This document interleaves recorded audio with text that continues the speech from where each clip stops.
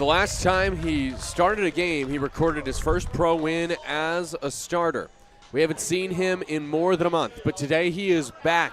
It's not Egg Light, it's Brody Iglite making his return to the bump for the Ballers. Good afternoon and welcome to Raimondi Park in Oakland, California, as the Oakland Ballers host the Colorado Springs Sky Sox for the 5th game of a 6-game series. I'm Nevada Cullen, and you're listening to Oakland Baseball on 860 AM The Answer and on YouTube.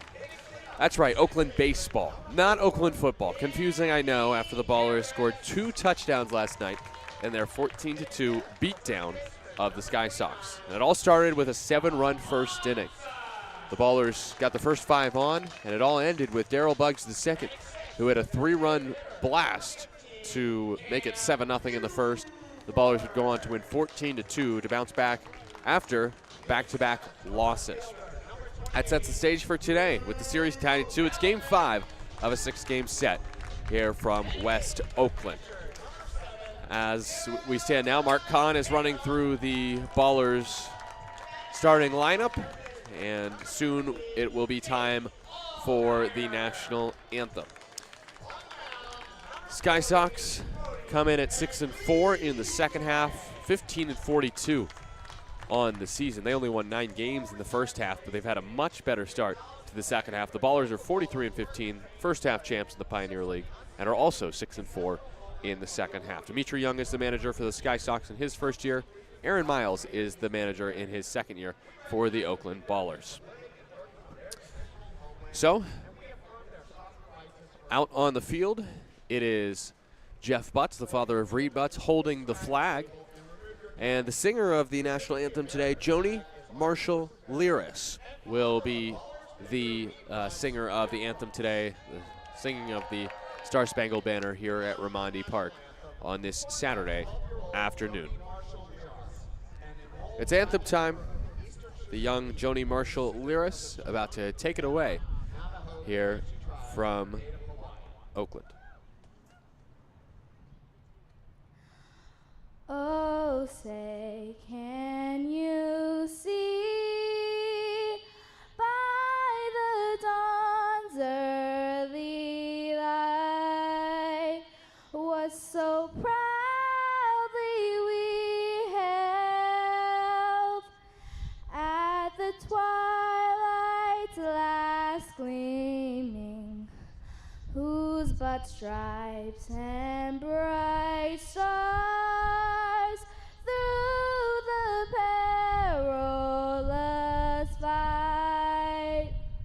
For the ramparts we watched were so gallantly streaming, and the rocket's red glare, the bombs bursting in air, gave proof to the night that our flag was still there. Oh, say does that star-spangled banner yet wave for the land of the free and the home of the brave.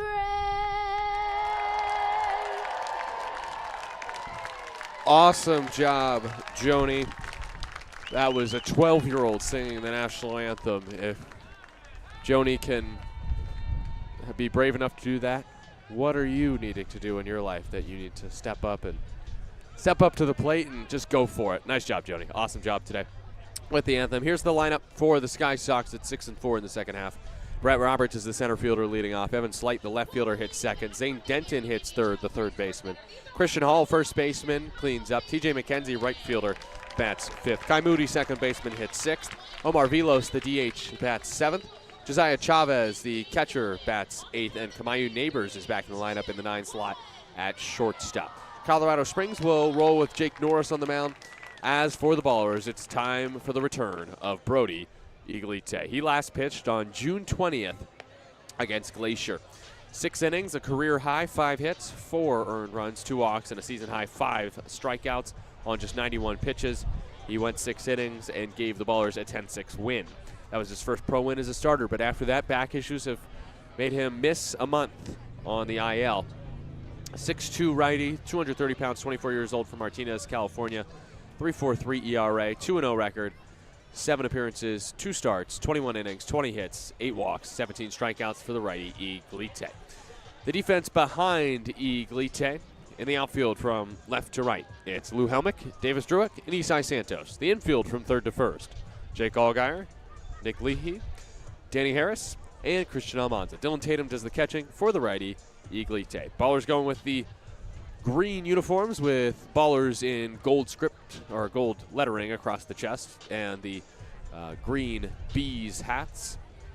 As for the Sky Sox, they're going with the all-white uniforms with the teal numerals and letters. And now I welcome into the booth, as he moves his mic a little closer to his face so we can hear him, it is Tarek Ansari. Tarek, how are you doing today? I'm doing wonderful. How are you doing today? I am doing well. Thank you very much. So Tarek, for those who have not been to a Ballers game, a little bit about Tarek. He is, I'd say, basically our number 2 for now, public address announcer Yeah, I'd say for so, the Ballers. Until whenever Mark Kahn decides to hang it up, then Tarek is coming for his throne. But Tarek, he knows the game of baseball, and he's here to join me for the first few innings of the game. So thank you, Tarek, for joining us today. Excited to be here. First pitch of the day from the righty Iglite to the righty Roberts is popped up at 4:37 p.m. pack time. Shading the sun is the shortstop Leahy, and he makes the squeeze on pitch number 1. Good way to start a game, right, Tarek? Oh, you always love getting out on the first pitch, you know. Yeah. Good momentum, and outs are hard to come by in the Pioneer League sometimes, so it's a good way to start. You are absolutely right. Evan Slight will hit next. Our home plate umpire today is Jim Richens. Bill Shortridge down at first. Tony Prater is the third base umpire. Slight batting from the left side against the righty Iglite. 7 on the pitch timer.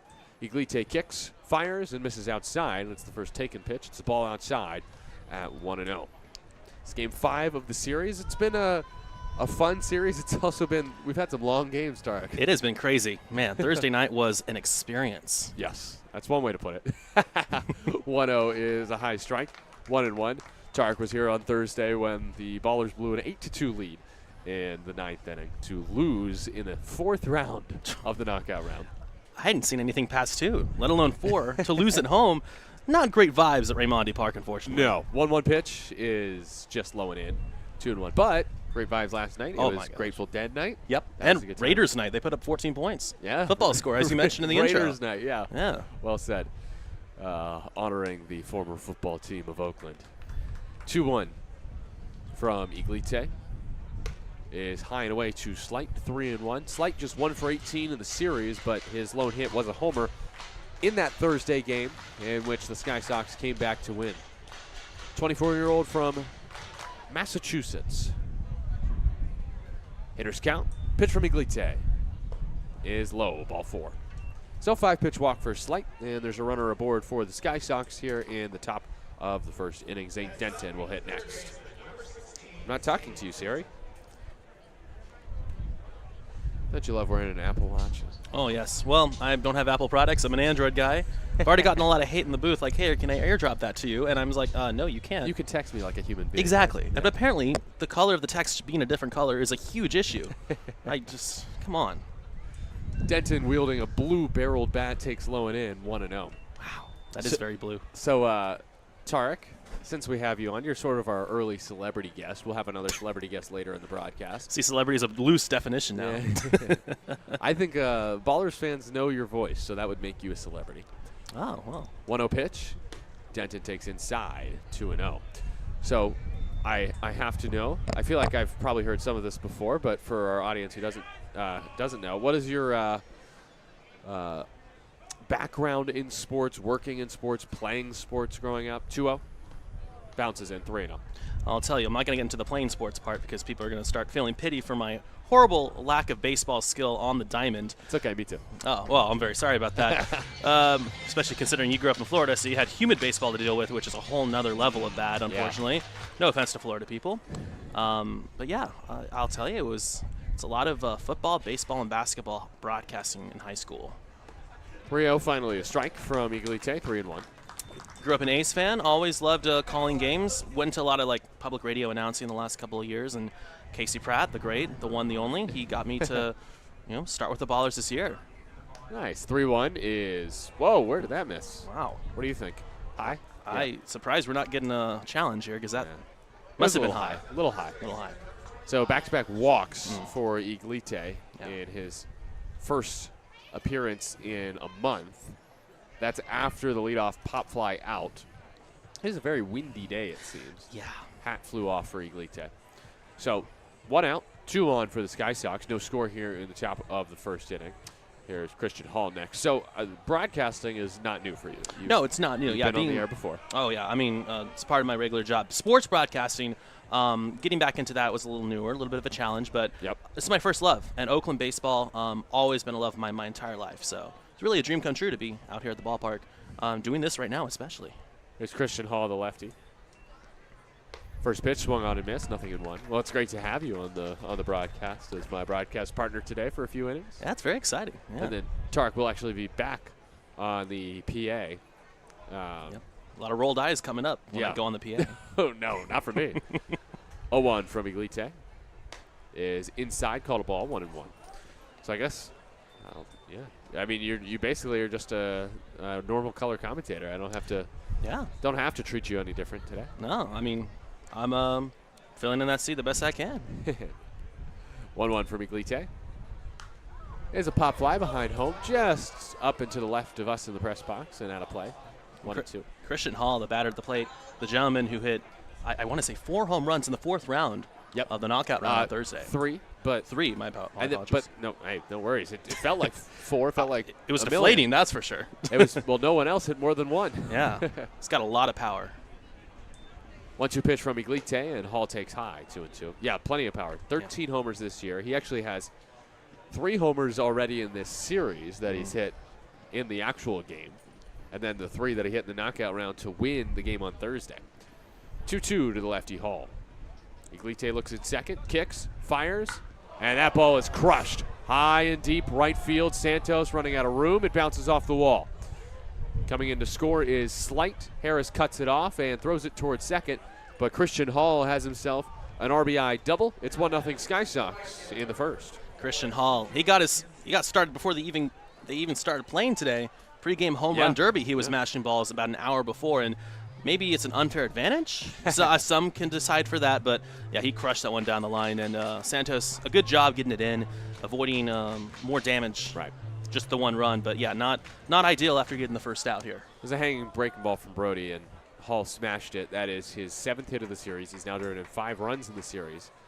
And Colorado Springs gets 2 in scoring position here with just 1 out. 2 walks, and then an RBI double by Hall to deep right field.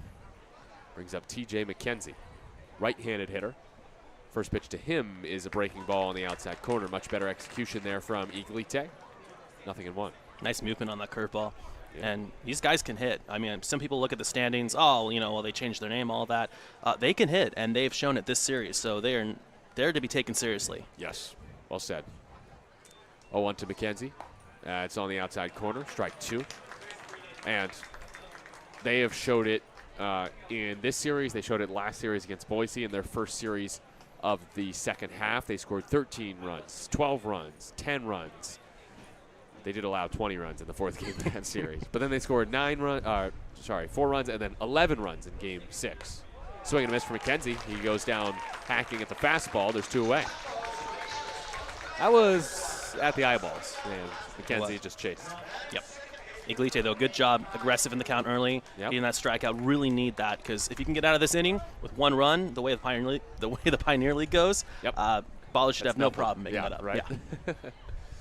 It will be a bullpen day for the Sky Sox. They're going with Jake Norris, and he has not made a start yet this season. So good opportunity for him.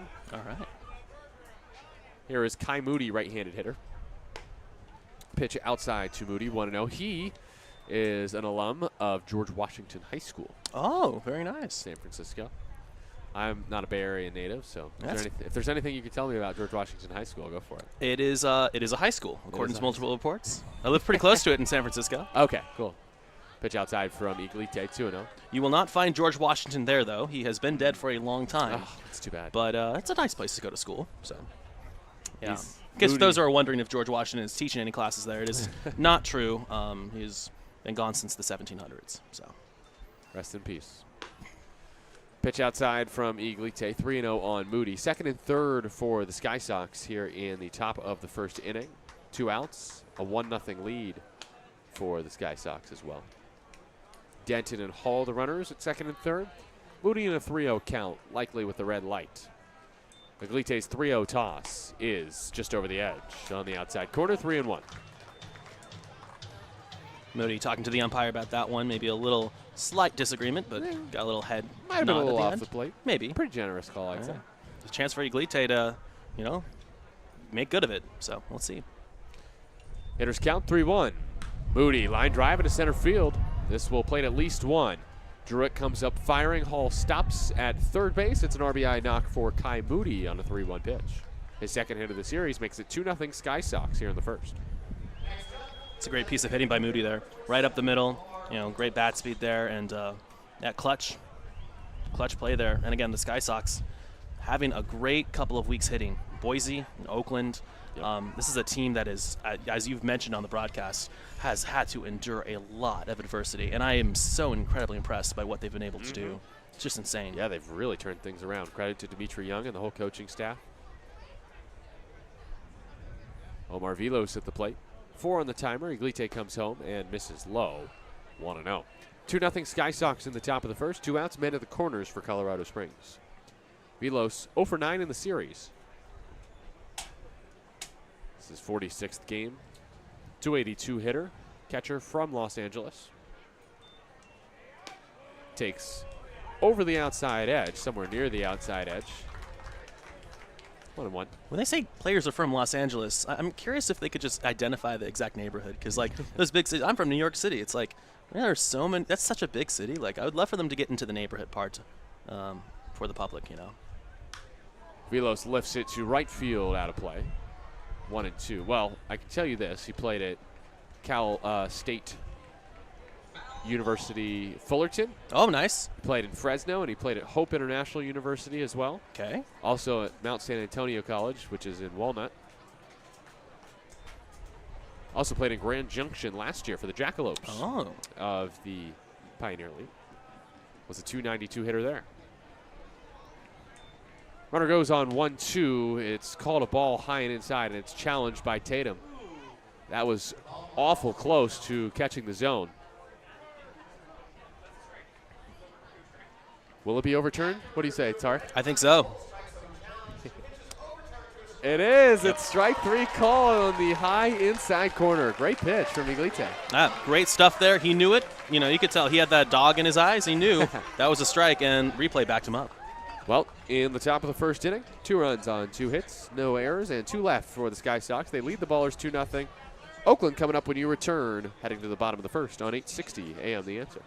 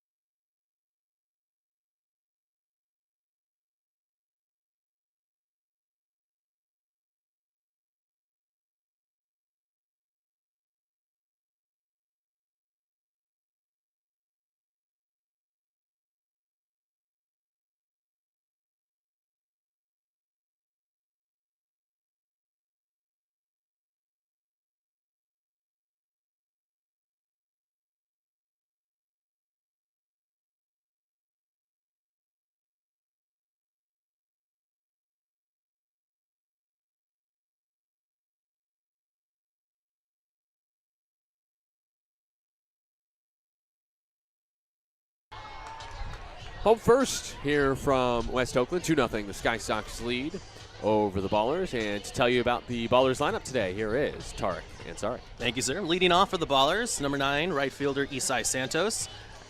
Batting second, the shortstop, number 23, Nick Leahy. Davis Druick in center field, number 11, he's batting third. Danny Harris, the second baseman, batting fourth. Almanza batting fifth. He's the first baseman for today. Designated hitter batting sixth, Cam Buford. Lou Helmig, the left fielder, he is batting seventh. The catcher, Dylan Tatum, batting eighth. And rounding things out, Jake Algier at third base, batting at ninth for this Saturday afternoon. Well done, Tarek. Thank you. See, you could tell he's a PA announcer. You know, I started like a PA announcer. I'm like, you know, the fans probably don't really need to know what number they're wearing. So hey, good job making that move on the fly. Yeah, a you're little right. audible about 3 batters in. Nice. Yeah. Well done. Jake Norris getting the start. The righty for the Sky Sox is from Hilliard, Ohio. He went to Iowa City Liberty High School, though, so I wonder if he was actually born in Iowa City, according to his collegiate biographical information page. First pitch is a strike to Isai Santos, the lefty. Norris on Thursday, 2 days ago, pitched a hitless inning. Did walk 3, though, and struck out 1. Next to Santos, way outside on the slider. Just slipped a bit. Yep. That looked like me trying to throw a wiffle ball pitch to Ben Vera. I was going to say, for those watching on the video broadcast, if you want to see what I was like as a pitcher, that pitch describes it very well. I sucked. 1-1 was outside, 2-1. If you want to know what I was like as a pitcher, Oh, yeah. just go back and watch Nick Leahy pitching in a game. Right down the middle, everything's Wow. getting crushed. Shout out to the Leahy family who are now angry at you. Nah, just It's kidding okay. around. This is why Nick Leahy, he actually wasn't bad. Oh, Santos strokes a line drive into right field. That's a leadoff hit for the Ballers' right fielder. Nice seeing Isai Santos leading off, used to Cobb getting a lot of those leadoff spots, but Yep. he has a day off for today. And great piece of hitting there. Love getting, as we said, first pitch out or first fly out. You get a first pitch or first at-bat single. Good way to get a little rally started. Also extends his hit streak to 6 games, Isai. Now it's Nick Leahy against the righty, Jake Norris. Runner on first, nobody out. Bottom of the first, Ballers trailing 2-0. Check to first, Santos slides back safely. Norris this season, 11.05 ERA. 6 appearances, 7 1/3 innings, 7 hits, 9 earned runs, 8 walks, 6 strikeouts. And 3 of those walks came on Thursday against Oakland. Season high, only 2 innings pitched. Next pitch is a strike to start off Leahy's at bat. I would not expect actually him or Iglite to pitch past the third because Iglite's coming back from injury. He might go. I would assume goes longer than Norris in this game, but both will be on a short leash. You would definitely expect that, yeah. 0-1, high breaking ball, 1-1. Although the way the Sky Sox have been handling their pitching staff, Right. we're You going to never get you know. through this inning no matter what. Exactly. Like, you're going to learn, which is amusing to say the least. Yes, and it's worked. Yeah, worked on Thursday. It saved the bullpen for sure. Pitch inside, 2-1 on Leahy. It's been out of necessity, though, for the Sky Sox because they've been pretty short-staffed. But now they actually can carry 27 players on the roster. So they can start using starting pitchers more like starting pitchers and not like starting pitchers of the 1800s. Yes, exactly. 2-1, Frisbee slider bounced to third. Long throw from Denton in time to get Leahy. Santos moves up to second, 1 away. It's Got good movement, that pitch. very good movement there. Good job by Santos to hustle down the line, make sure it's not a double play there. He's got some good movement, though, definitely. Definitely going to be imperative for the Ballers to get to him early. Obviously, it's going to be 1 or 2 probably for this guy. But, if it's a bullpen game, you want to get there early, make life harder for the Sky Sox. Yep, that's true. Yeah. The faster you get to the bullpen, the better the results usually are in any case, especially in a bullpen game. Yeah. Here is Davis Druick. He takes low and outside, 1-0. 2-0 Sky Sox lead. Bottom of the first inning, 1 out. Santos at second base. Druick did not play yesterday. Got a day off, a rare day off. This is his 46th game of the year. He took a week off because of an injury, so that doesn't count as a day off. Druick swings and misses, and the ball leaks under the legs of Chavez, so Santos goes down to third on a pass ball. Yeah, I think that's fair. Yeah. looks like it just went under his legs. Like he just looked down and was like, wait, there's no baseball there. That must be troubling for me as a catcher, where it's my job to field a baseball. It was a swing and a miss, so it's 1-1. Now for Drew, approach changes to, you know, let's get this run in, whether it's in the outfield or a ground ball down to the right side, slowly hit. Yep. We'll see here. Got to tie up this game. Now, if this is a weak grounder to the right side of the infield, I'm giving you the RBI. There's a hook high, 2-1. Druick this season has driven in 44. 4 runs driven in on Tuesday in a game in which he tripled and homered. Had a great game on Tuesday. Pop fly off to the left. That'll feed the roof. You hear the chants, and now you see it on the video board, thanks to Ian out in right center. Ian, a fantastic video board operator and a great mustache for those of you who are visual individuals. Tarek, I must ask you a question. Oh, there you go. 2-2 outside, 3-2. I had nothing to ask. I was going to say, make a that's worth it right there. That's big dad joke enthusiast right here. As well as being a Joe bro, a fan of Joe, an amazing artist. Yes, the one thing Tarek and I have in common more than anything is we both love Joe Keery. Yes. 3-2. That's inside on Druick. He works the walk. And the Ballers get runners on the corners with 1 out, and Danny Harris is next. Good patience there by Druick. You know, curveball coming inside, very tempting. He's able to lay it off, and Danny Harris, who's got a lot of power, would not be shocked to see him go yard here, especially during the day. Tarek calling it? I'm calling it. That dude, you know, he looked hungry when I was down there on the field. Okay. What count do you think it would be when he homered? I think it's a 2-1 count. 2-1? 2-1 count. You know, hit a ball like off the brick building. Off the bricks. Off the bricks. I'm feeling it. Pitch inside. Want to know? I've never been more excited for a 2-1 pitch in my life. You think it's happening this at bat? I think it's happening this at bat. All right. You know, it is a go-ahead 3-run homer for Danny. Ball travels during the day, and like you know, these ballers, especially Danny Harris, he's got that dog in him. I believe in it. Okay. Absolutely. 2-0 Sky Sox here in the bottom of the first. Harris takes inside. It's 2-0, an appeal to first. He did not go. Do you have a pitch selection? Fastball, changeup, breaking ball? I could see being a changeup. I'm going to go like a changeup hung. Hung? A hung changeup, I think, on a 2-1 We'll call count. it hung off-speed pitch. Okay. Because I have a feeling, I think Norris might throw a few more breaking balls than he throws changeups. So we'll just say off-speed pitch in general. 2-0 is high. 3-0. So it won't be 2-1 count. But, hey, you never know. If he gets to 3-1, could see Danny swing. Maybe. Can't win them all. After the walk to Druick, he's definitely not swinging here on 3-0. Yeah, definitely. Would love to load him up for Christian Almanza, am I right? Another guy with a lot of power. 3-0 from Norris to Danny Harris. Righty-righty battle. And there is ball 4 off the plate. I was excited. Yep. Well, Danny Harris, you know, such good plate discipline that he took my wish for him to hit a home run and say, let's give it to Christian. And I respect that. That is selfless play, something the Oakland Ballers know very, very well. So are you saying Christian's going to homer here and hit a grand slam? Pass the baton. Pass the baton? Pass the baton. That's what I'm saying. Let's see. I don't think Almanza has a slam this year. He did have a 3-homer game, though. Yeah. That was on Tuesday. That was fun. He was on fire Tuesday. First pitch here on the outside corner, 0-1. After 2 straight walks, the bases are loaded for the Ballers in the bottom of the first inning. It's 2-0 Colorado Springs, and Almanza is hitting with the bases loaded here. He's a .329 hitter with runners in scoring position. There are 3 Ballers on the bags for him here in the first. Almanza takes low, 1-1. Team leader in RBI with 65 runs driven in. 4 more here would give him a nice total.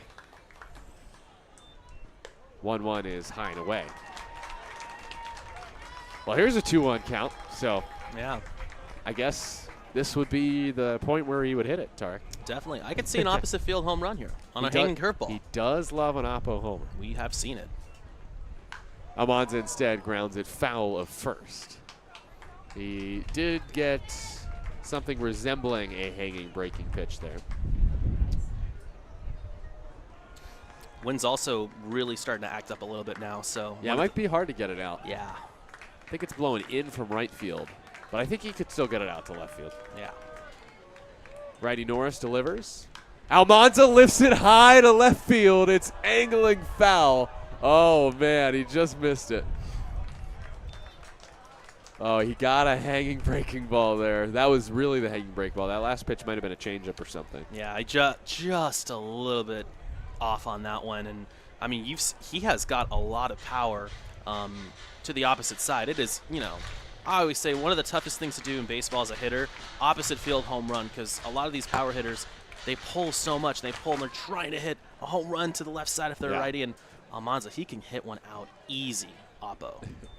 Another 2-2. Almanza stays alive, bounces it foul between his legs. Ballers have, I think, 3 Grand Slams this season. Harris has 1. Tatum has 1. I forgot who had the first. I know Tyler Peterson would know. Make that a trivia question for the crowd. Almanza pops it up off to the left. Will that feed the roof, Tarek? It's going to, I think, Hit a car? It hit a Chevrolet. No free ads. That's a good point. It hit a mid-size van, everybody. It hit a mid-size sedan. Hit a mid-size sedan with a certain logo on it.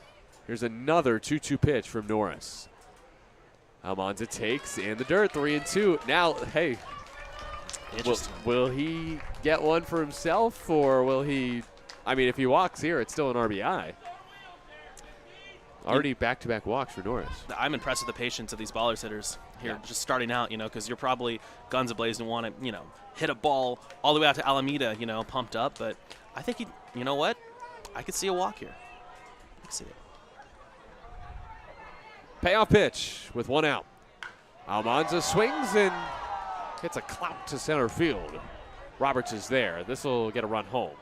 Makes the catch, fires towards third. There's going to be a play at third base. Druick slides in ahead of the throw, and Harris smartly tags from first. 2 outs in the inning, but the Ballers get on the board with the Almanza sac fly, his 66th RBI of the season. Execute order 66. Indeed. And a great job getting from first there by Harris, because I'll tell you what, you know, huge in a game like this already where you're down now 2-1. I mean, that's the difference between tying the game, going ahead early, getting some momentum on your side. If a certain individual right here gets a hit by the name of Cam Buford. Yes.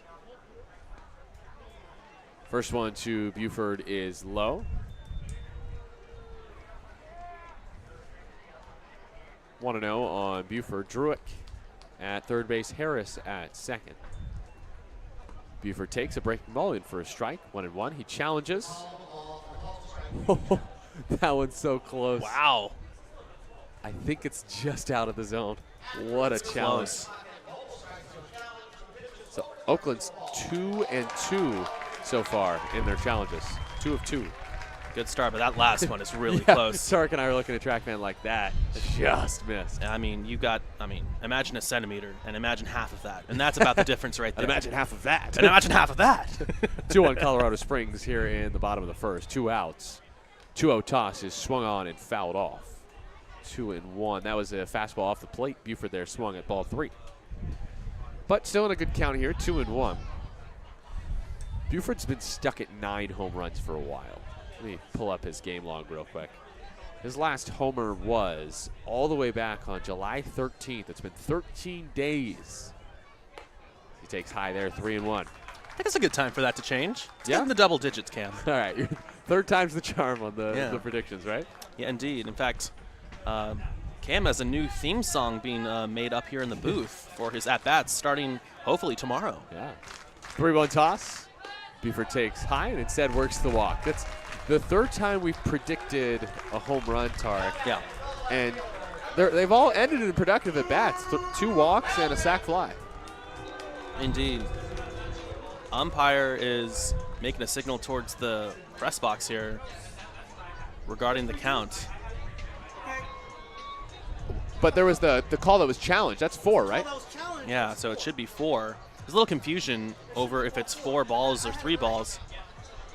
So it's a walk?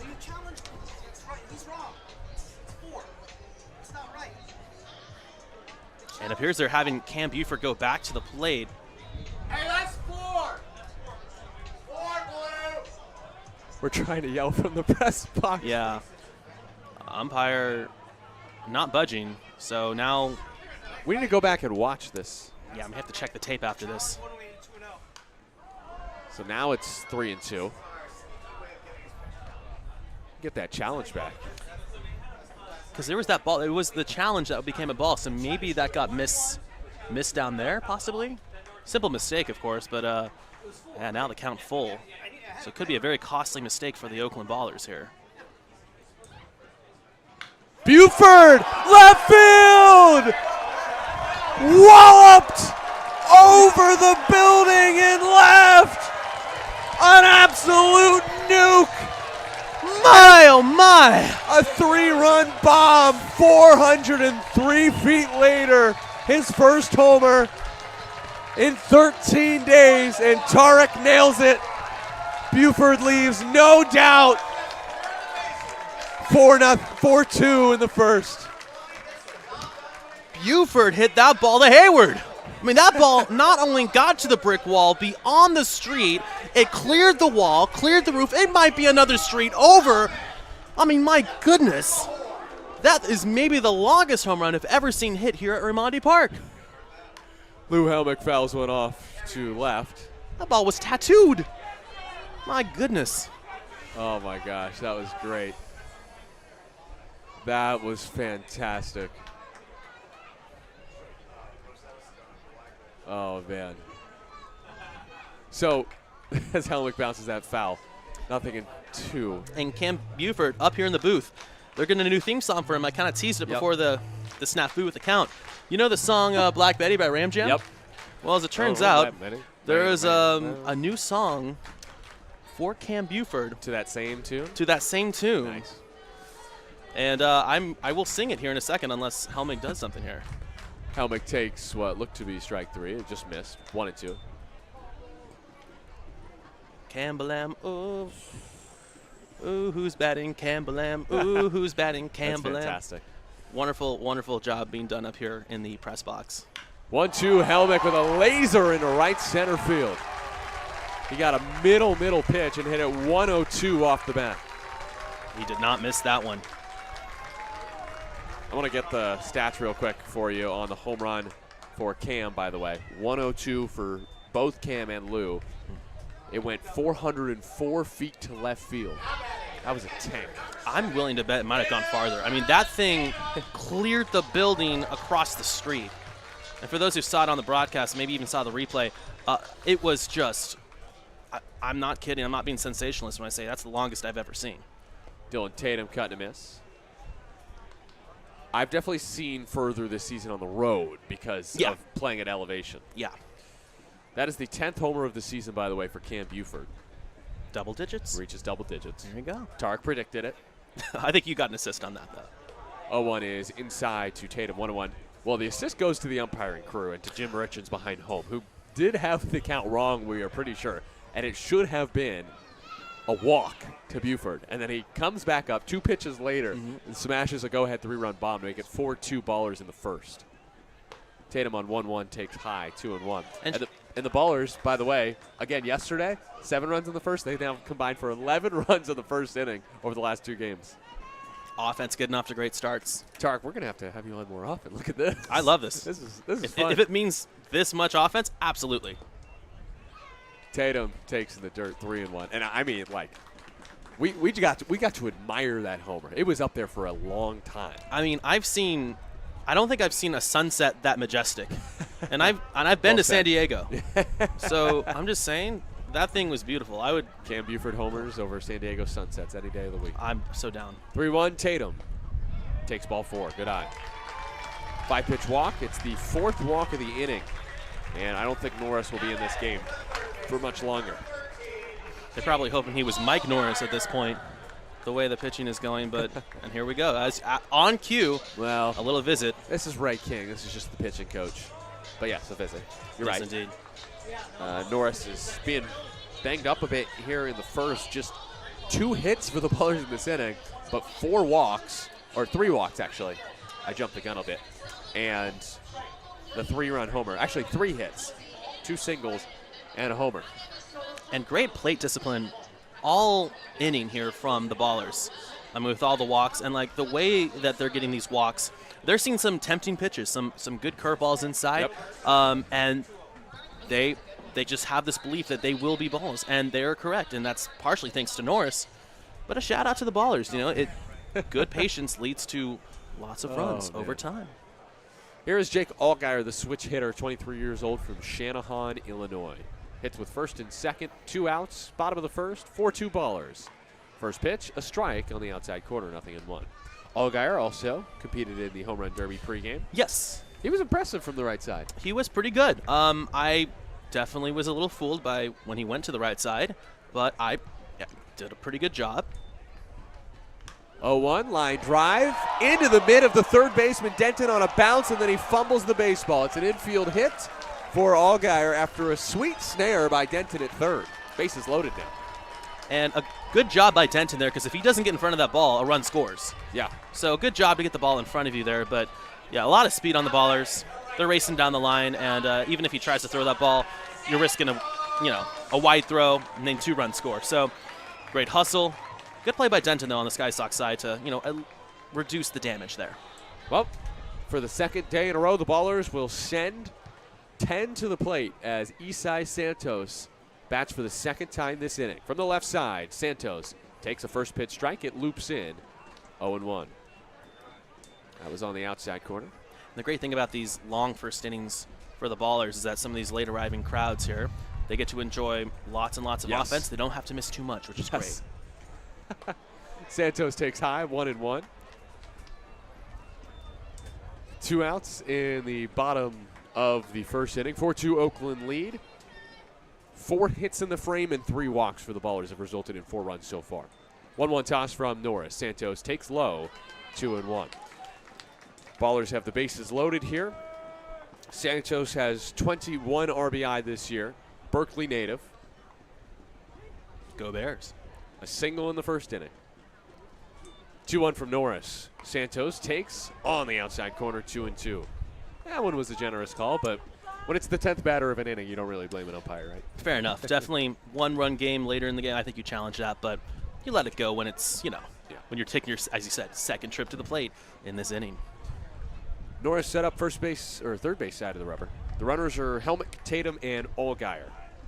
He looks Helmick's way, looks home, comes home, and Santos strikes out to end the side. But the Ballers strike for 4 runs in the first inning. They send 10 to the plate. And after 1, they lead 4-2 over the Sky Sox. We'll head to the second. 4-2 Ballers over Colorado Springs here on 860 AM. The Answer.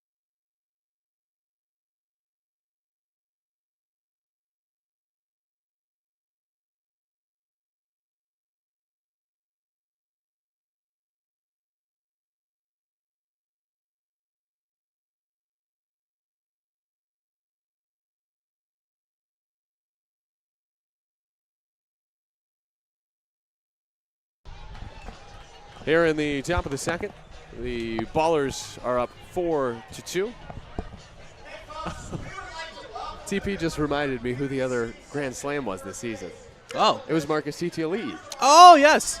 Unfortunately, he was just cut by the Colorado Springs Sky Sox. But we hope TT can find his footing elsewhere. Thanks, Tyler. Shout out. Yes, shout out TP, always tuned in. Top of the second, 4-2 Ballers lead. Brody Iglite on the hill. Wasn't his best first inning of work, back from injury, but alas, it's going to take him time to get settled, right? Definitely. Yeah. And you know what? You want to end better than you start. So, you gave up 2. You got the lead. You limited the damage. Now go in, clean inning, get some momentum for your next start. That's right. Iglite will face 8, 9, and 1 here in the top of the second, and it starts with Josiah Chavez, the catcher, batting from the left side. And Tarek, I know you're very familiar with this time of the game. It's time for the beer batter. Indeed, the beer batter, who today is Josiah Chavez. Fans will be a little louder for this batter. First pitch hack, and he fouls it off to the left. 0-1. Chavez has 9 strikeouts and 30 at-bats, so we'll see. I think the averages are good here, but fans a little rowdier. They want discounted alcohol, which I do respect. Yeah. Next from Iglite, the righty to the lefty Chavez. That's low, skips in front of Tatum, 1-1. Chavez did strike out in his lone at bat yesterday, but on Thursday, his first pro RBI, he went 1 for 3 in the game. His RBI came in his first at bat. 1-1 to the lefty Chavez. Iglite kicks, fires, gets a cut and a miss, and the crowd is 1 pitch away from getting $5 beer in the second inning for the second day in a row. Yes. And yesterday, the lines were packed. Oh, yeah. I mean, we had concession workers on the radio saying, "Why, oh, why?" And it was just quite a scene. 1-2 from Iglite outside, 2-2. Now, if Iglite were to strike him out, do you have a pitch guess? Fastball, changeup, breaking ball? I think a breaking ball here. You think on 2-2? I like his little breaking ball inside on 2-2. All right. 2-2 toss. It is a breaking ball, and it's bounced to first on the backhand. Almanza gathers and taps the square in front of Chavez for out number 1. No beer for the fans for now, but there will be another battle later on this game. I like to think of it as a battle between the fans and the player, because when we've had beer batters here, they're suddenly bunting. They're like putting an effort on pitches that like they wouldn't otherwise. Like they really do not want to give fans that $5 beer. So it is really fun to see. 1 out in the inning. Here is Kamayu Neighbors, the 9th batter, standing in from the left side. He's a switch hitter, and the first pitch to him is a called strike, 0-1. Kamayu made waves throughout the baseball world this year in the College World Series. He was on the 2025 College World Series All-Tournament team. He went 8 for 13 in Omaha. He hit .615 in the tournament. That Product of Louisville takes on the outside corner, 0-2. That is video game rookie mode numbers right there. He started it against Arizona. Like, this was what really got him on the map. He went 4 for 4 with an RBI. Wow. On the biggest stage in college right there. 0-2 hit back to the screen, 0-2. He's a stand-up guy as well. I've really enjoyed talking to Kamayu. He is a native of Carson, California, so another California native on the Sky Sox roster. Iglite has him 0-2 here, though. 1 out in the top of the second, 4-2. The Ballers lead Colorado Springs. And the 0-2 toss from Iglite on its way. Wave and a miss on an inside pitch. That's a 4-pitch strikeout for Iglite. His 3rd K, and there's 2 away. Not the prettiest swing there. Almost makes you wonder if we should not give him compliments, but just kidding around. It sounds like a wonderful gentleman, but yeah, definitely not the greatest hack It I've was ever a seen. late swing decision on a pitch that I think Neighbors knew was on the inside corner. Yeah, definitely trying to go defensive there. Brings up Brett Roberts. Pitch high and outside for a strike, 0-1. No relation, I assume. Brett Roberts, no, I knew that. He was drafted out of FSU by the Miami Marlins in the 16th round. Pitch on the outside corner, 0-2. I wonder if there's a relation to Julia Roberts as well. Oh, maybe. Could be. Perhaps. Maybe. No chance. Robin Roberts, possibly? A lot of You're Roberts just out there. listing Roberts at this point. Can't think of any other Roberts, though. Yeah, there's some. 0-2, he leans out and takes a protection hack right there, just stays alive. Pitch was way off the plate. Definitely have one Roberts in my mind that I hold above all. That might be in my immediate, vicinity. Yeah. That I grew up really enjoying on television. 0-2 is low, 1-2. That's right. We may or may not have a celebrity guest joining us shortly on the broadcast. Definitely. By the name of Bip Roberts. 4-2 Ballers lead. Top of the second inning, bases empty, 2 outs, 1-2 to Brett Roberts. Line drive, hooked, foul, just to the left of the left field line. Brett Roberts is, well, it's no 10 consecutive at-bats with a hit, but it is a 5-game hit streak that he's on right now. 10 for 23 in this hit streak. He's driven in 5. It's been a good spark plug for the Sky Sox in this series. 1-2 from Iglite. And Roberts takes outside. Count is even. 24-year-old started 2025 with the Washington Wild Things of the Frontier League. He would know Daniel Harris from that. Danny was a Wild Thing at one point and actually was traded from Washington to Oakland and could end up returning to Washington at the end of the season. Wonderful team name right there. Oh, yeah. 2-2 from Iglite. Is served high and deep to left center field. You can take a long look at this one. A moonshot homer to left center for Brett Roberts, and it's a 1-run game. We talk about wild things. That was a wild thing sent out to left center. Little Prescott Market sign that it hit. Free advertising for that space over there because, man, that thing went far. 2-strike homer from Roberts. Good battle between him and Iglite, but he comes out on top. It's his 10th homer of the season, and it makes the score 4-3 Oakland here in the top of the second inning. Evan Slight is next. Iglite at 43 pitches. I think he'll still get the third. I don't think he'll work past that. Wave and a miss. First pitch to Slight was the breaking ball, down and in. It's a good one. Definitely a bummer for Iglite, though. You know, you definitely want to have a clean inning, especially after the first. But, hey, you know what? It happens. After injury, it does happen. Yep. Hey, if the trend continues, 2 runs this inning, 1 run, or foul ball back to the screen. Nothing in 2. 2 runs in the first, 1 run in the second. If he can get 0 runs in the third, then he'll happily end his day with that. Definitely. Only time will tell. Slight at the dish, a walk and a run scored his first time up.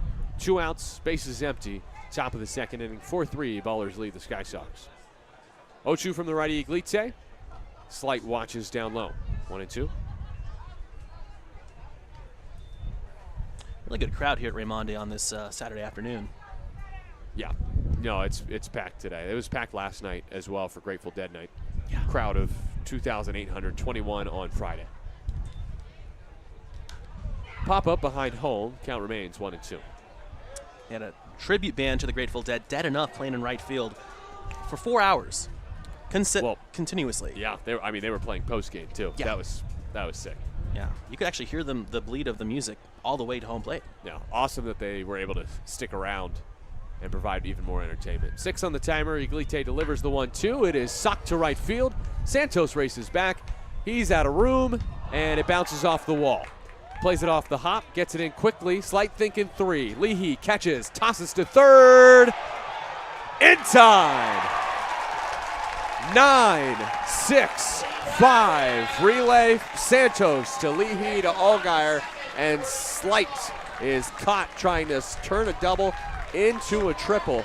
And that is how the top of the second comes to an end. 1 run on 2 hits, no errors. None left. We go to the bottom of the second. It's Oakland 4, Colorado Springs 3 here on 860 AM. The Answer.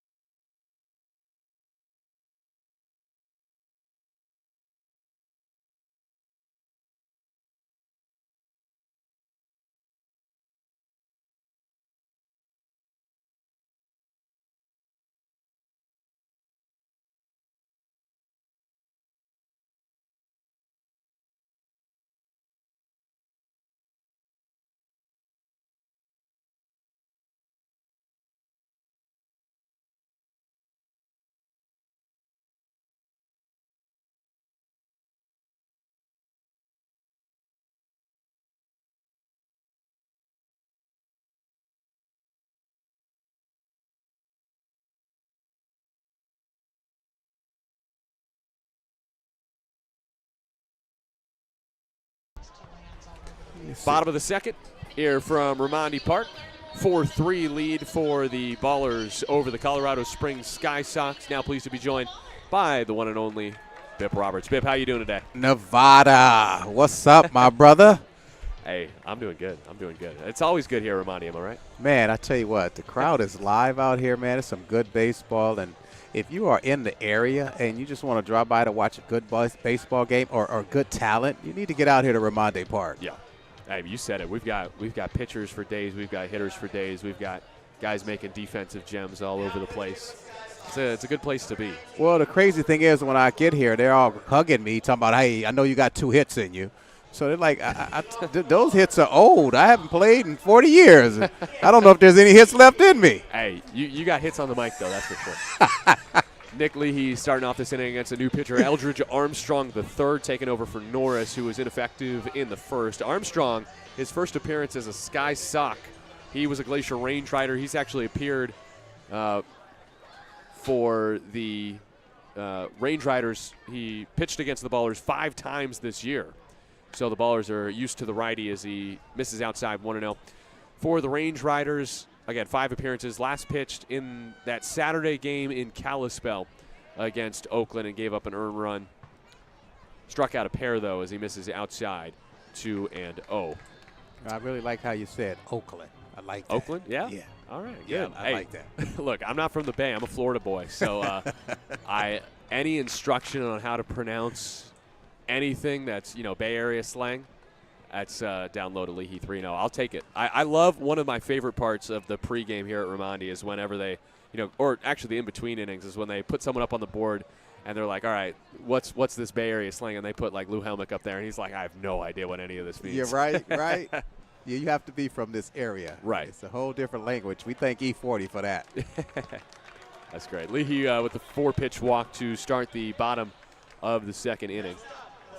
So Armstrong starts his Colorado Springs career with a free pass. Brings up Davis Druick, who walked his first time up. Well, the Ballers have had some really good at-bats. They've gone out there and Yep. drawn it out, seen 5, 6, 7, 8 pitches, and really haven't chased anything out the zone. No, they're a pretty patient team. They're about middle of the pack in the league in walks. Davis Druick, more than anyone, he leads the team in free passes drawn. He takes high, 1-0. How about that Cam Buford at bat? I mean, everyone up here was yelling, like, that's a walk, that's 4 pitches, because we're pretty sure they messed up the count. And then he comes back in, and he has the swag as Druick swings and misses 1-1. He has the audacity 2 pitches later to go yard. Man. What's that old saying? He didn't want no stinking walk. Exactly. No, he wanted that. He had it homered in like 2 weeks. He had hope. Oh. Yeah, so he was looking for that bomb. Boy, he's got some electric power. Oh, yeah. 1-1, cut and miss. Nice breaking ball there from Armstrong. I was down sitting at the end of the dugout, or actually standing, and when the bat hit the ball, it was just this different sound. Yeah. And it just jumped off his bat. Cam's a guy who's also able to generate lots of backspin, so he's constantly getting the ball in the air. He has that stance where he has the hands high. He's able to yank it down and then create that nice backspin on the ball. So he has a lot of sac flies, a lot of bombs. That's what you want from a power hitter in this day and age. Druick, ground ball to first. Harris picks it up, fires to second for 1. Return throw is late, so Druick reaches on the fielder's choice. Well, what you said is real key, how he has his hands high. We're talking about Cam again. And he drops down through, and he tries to get half. He tries to cut the ball in half. And a good friend of mine, Frank Thomas, talks about that, how you create the backspin when you hit the ball down through it and just dive through half of that baseball. It's amazing how far the ball goes. And you don't have to try to lift, as you saw with Cam there. Right. Just drop the head to the ball. No big deal, just casually name dropping the Big Hurt here on 860 AM The Answer. 1 out, 4-3 Ballers lead in the bottom of the second inning. Pitch outside to Danny. Want to know who's the best player, or maybe one of the most important lessons you've ever gotten from an ex-pro or maybe a current pro at the time? I know my dad always talks about, I don't know how he got the opportunity to do this. He got lessons from Ted Williams one time. That's got it. There goes Druick. Pitches a strike. Throw down from Velos is a little bit late, and Druick swipes another stolen base. That's his 8th of the year. That's challenged as well, and that'll stand. That's a strike on Danny. Anyway, go ahead if you want to hit me with it. Well, I tell you, I played with some great players. Tony Gwynn was one of the major players who I was able to hit with for like 6 years in a row. But in order to hit with Tony Gwynn, you had to have certain knowledge, and I got that knowledge from Gary Templeton. He taught me some things that I really needed to know. And then when I was able to talk with Tony, I understood his language because he had a different language. Right. What was that language? You're talking about a guy who, I mean, you could definitely put up the argument best hitter in baseball history. Harris swing and a miss, 1 and 2. Yeah, he was a great hitter. And the thing Tony would always talk about was how he got his body in position, hit the ball the other way. And he would show you his swing, but he wouldn't say exactly what it was. And the first time I met him, I said, what is that? Like, you showed me something I have no idea what it is. Right.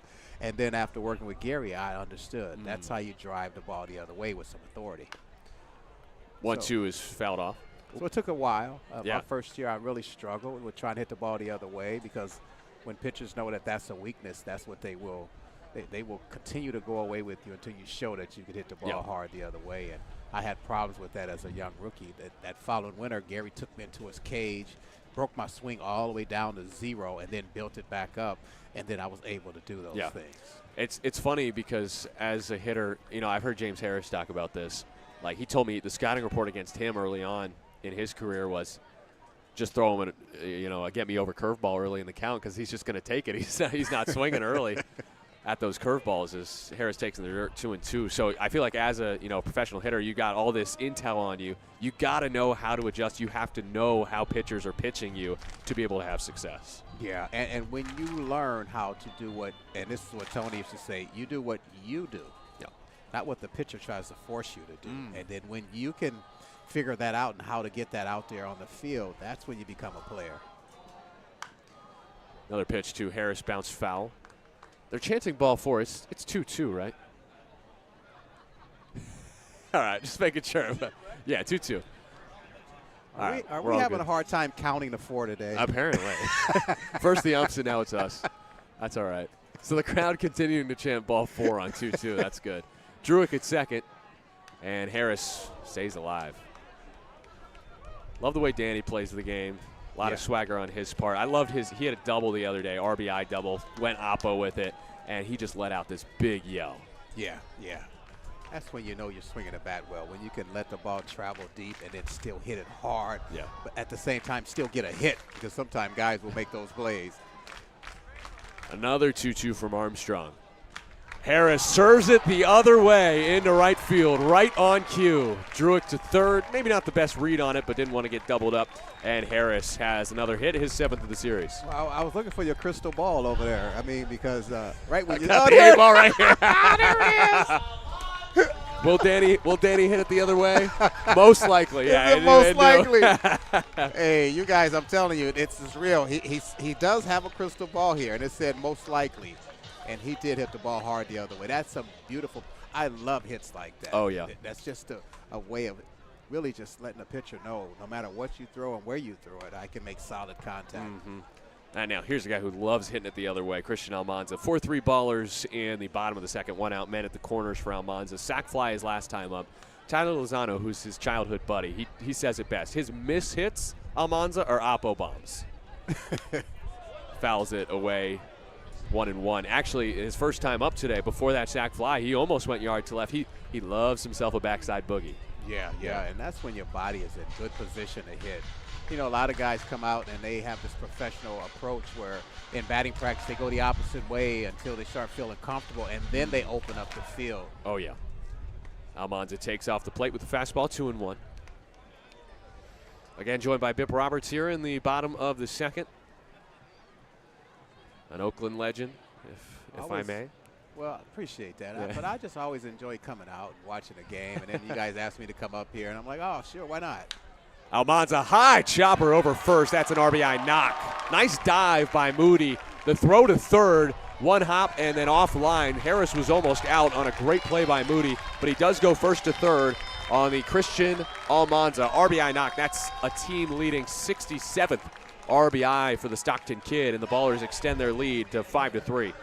Well, it's funny when you're an RBI guy, you find ways to get guys Yeah. in. It doesn't matter. I played with a guy, Joe Carter, and there was always 2 strikes and a slider that breaks his bat, but it would fall in, and I would score a run. So RBI guys, they're just different.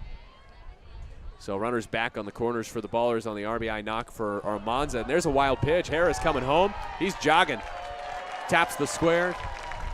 And the Ballers add another. It's 6-3.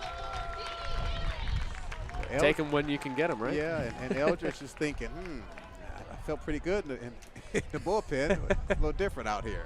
I feel like sometimes for pitchers, the better you are in the bullpen, the worse you are in the game. The worse you are in the pen, the better you perform. You just never know, right? You just never know. You just never know. So it's 1-0 on Cam, who hit a tank last time. Over the brick building out in left field with the ivy on it. 1-0 pitch here. Cam takes a middle strike, 1-1. Well, from up here, you have a pretty good view. I mean, we were down on the field, so I couldn't see exactly how far it went. Oh, yeah, over that building. It went over the building. It probably hit the backside of the roof. 1-1. Outside 2-0. We even got the numbers for you. So that one, 31-degree launch angle, 102 off the bat, 404 feet. You really? Yeah. And it's funny, and I'm sure you've kind of gotten a taste of this. Nowadays, ball players, all they want to know is exit velo. Exit velo. They don't care how far it goes anymore. Wow. As Buford takes a strike outside corner, 2-2. Well, that's different. I was watching the Padres play the other day, and Yep. Arias, he just hits the ball where it's man. pitched and gets hit after hit after hit. Is the idea to get a hit or just to hit the ball hard? I feel like now it's just, barrels, exit velo, Buford with a pop-up first base. Christian Hall comes in and makes the one-handed squeeze. There's out number 2. Because if that's the case, I don't want to hit it hard if I'm going to get a bunch of hits. No, exactly. I want hits. I don't care about Heard how that. hard I hit. I want hits. Here's Lou Helmick with 2 outs. Ballers up 6-3 here in the bottom of the second, joined by Bip Roberts. Lou is now 1 for 9 in the series with his single in the first inning. Ballers got 4 in the first, 2 so far here in the second. First pitch from Eldridge Armstrong is whacked on a line, left center field, and one hops the wall. Almanza scores easily from second, and Helmick slides in to second base with a 2-out RBI double. It's 7-3 Oakland. And that's what we call a nice piece of hitting right there. Drive the ball where it's pitched and drive it with some authority. Now I know why Lou was hugging me like that today. You did? Gave you a big hug? That's who was hugging me. I didn't want to, mention who it was, but that's the second hit because he said he wanted 2. And he got 2. Oh, Okay. I see. So I'm going to go back down there. And I'm going to say, hey. He's going to need to thank you for it. Yeah. You can put that couple bucks in an envelope. I'll take that with me. Yeah, you got an elevated pitch right there, Lou. He did not miss it. Good piece of hitting. He got the Bip Roberts touch right there. Man, that was nice. I like that. I'm telling you. And then it has a little slice that goes away from the center fielder. Yeah. Yeah, another opposite field hit for a baller today, and specifically in this inning. Here's Dylan Tatum. First pitch, hack hunting fastball, but missed it. 0-1.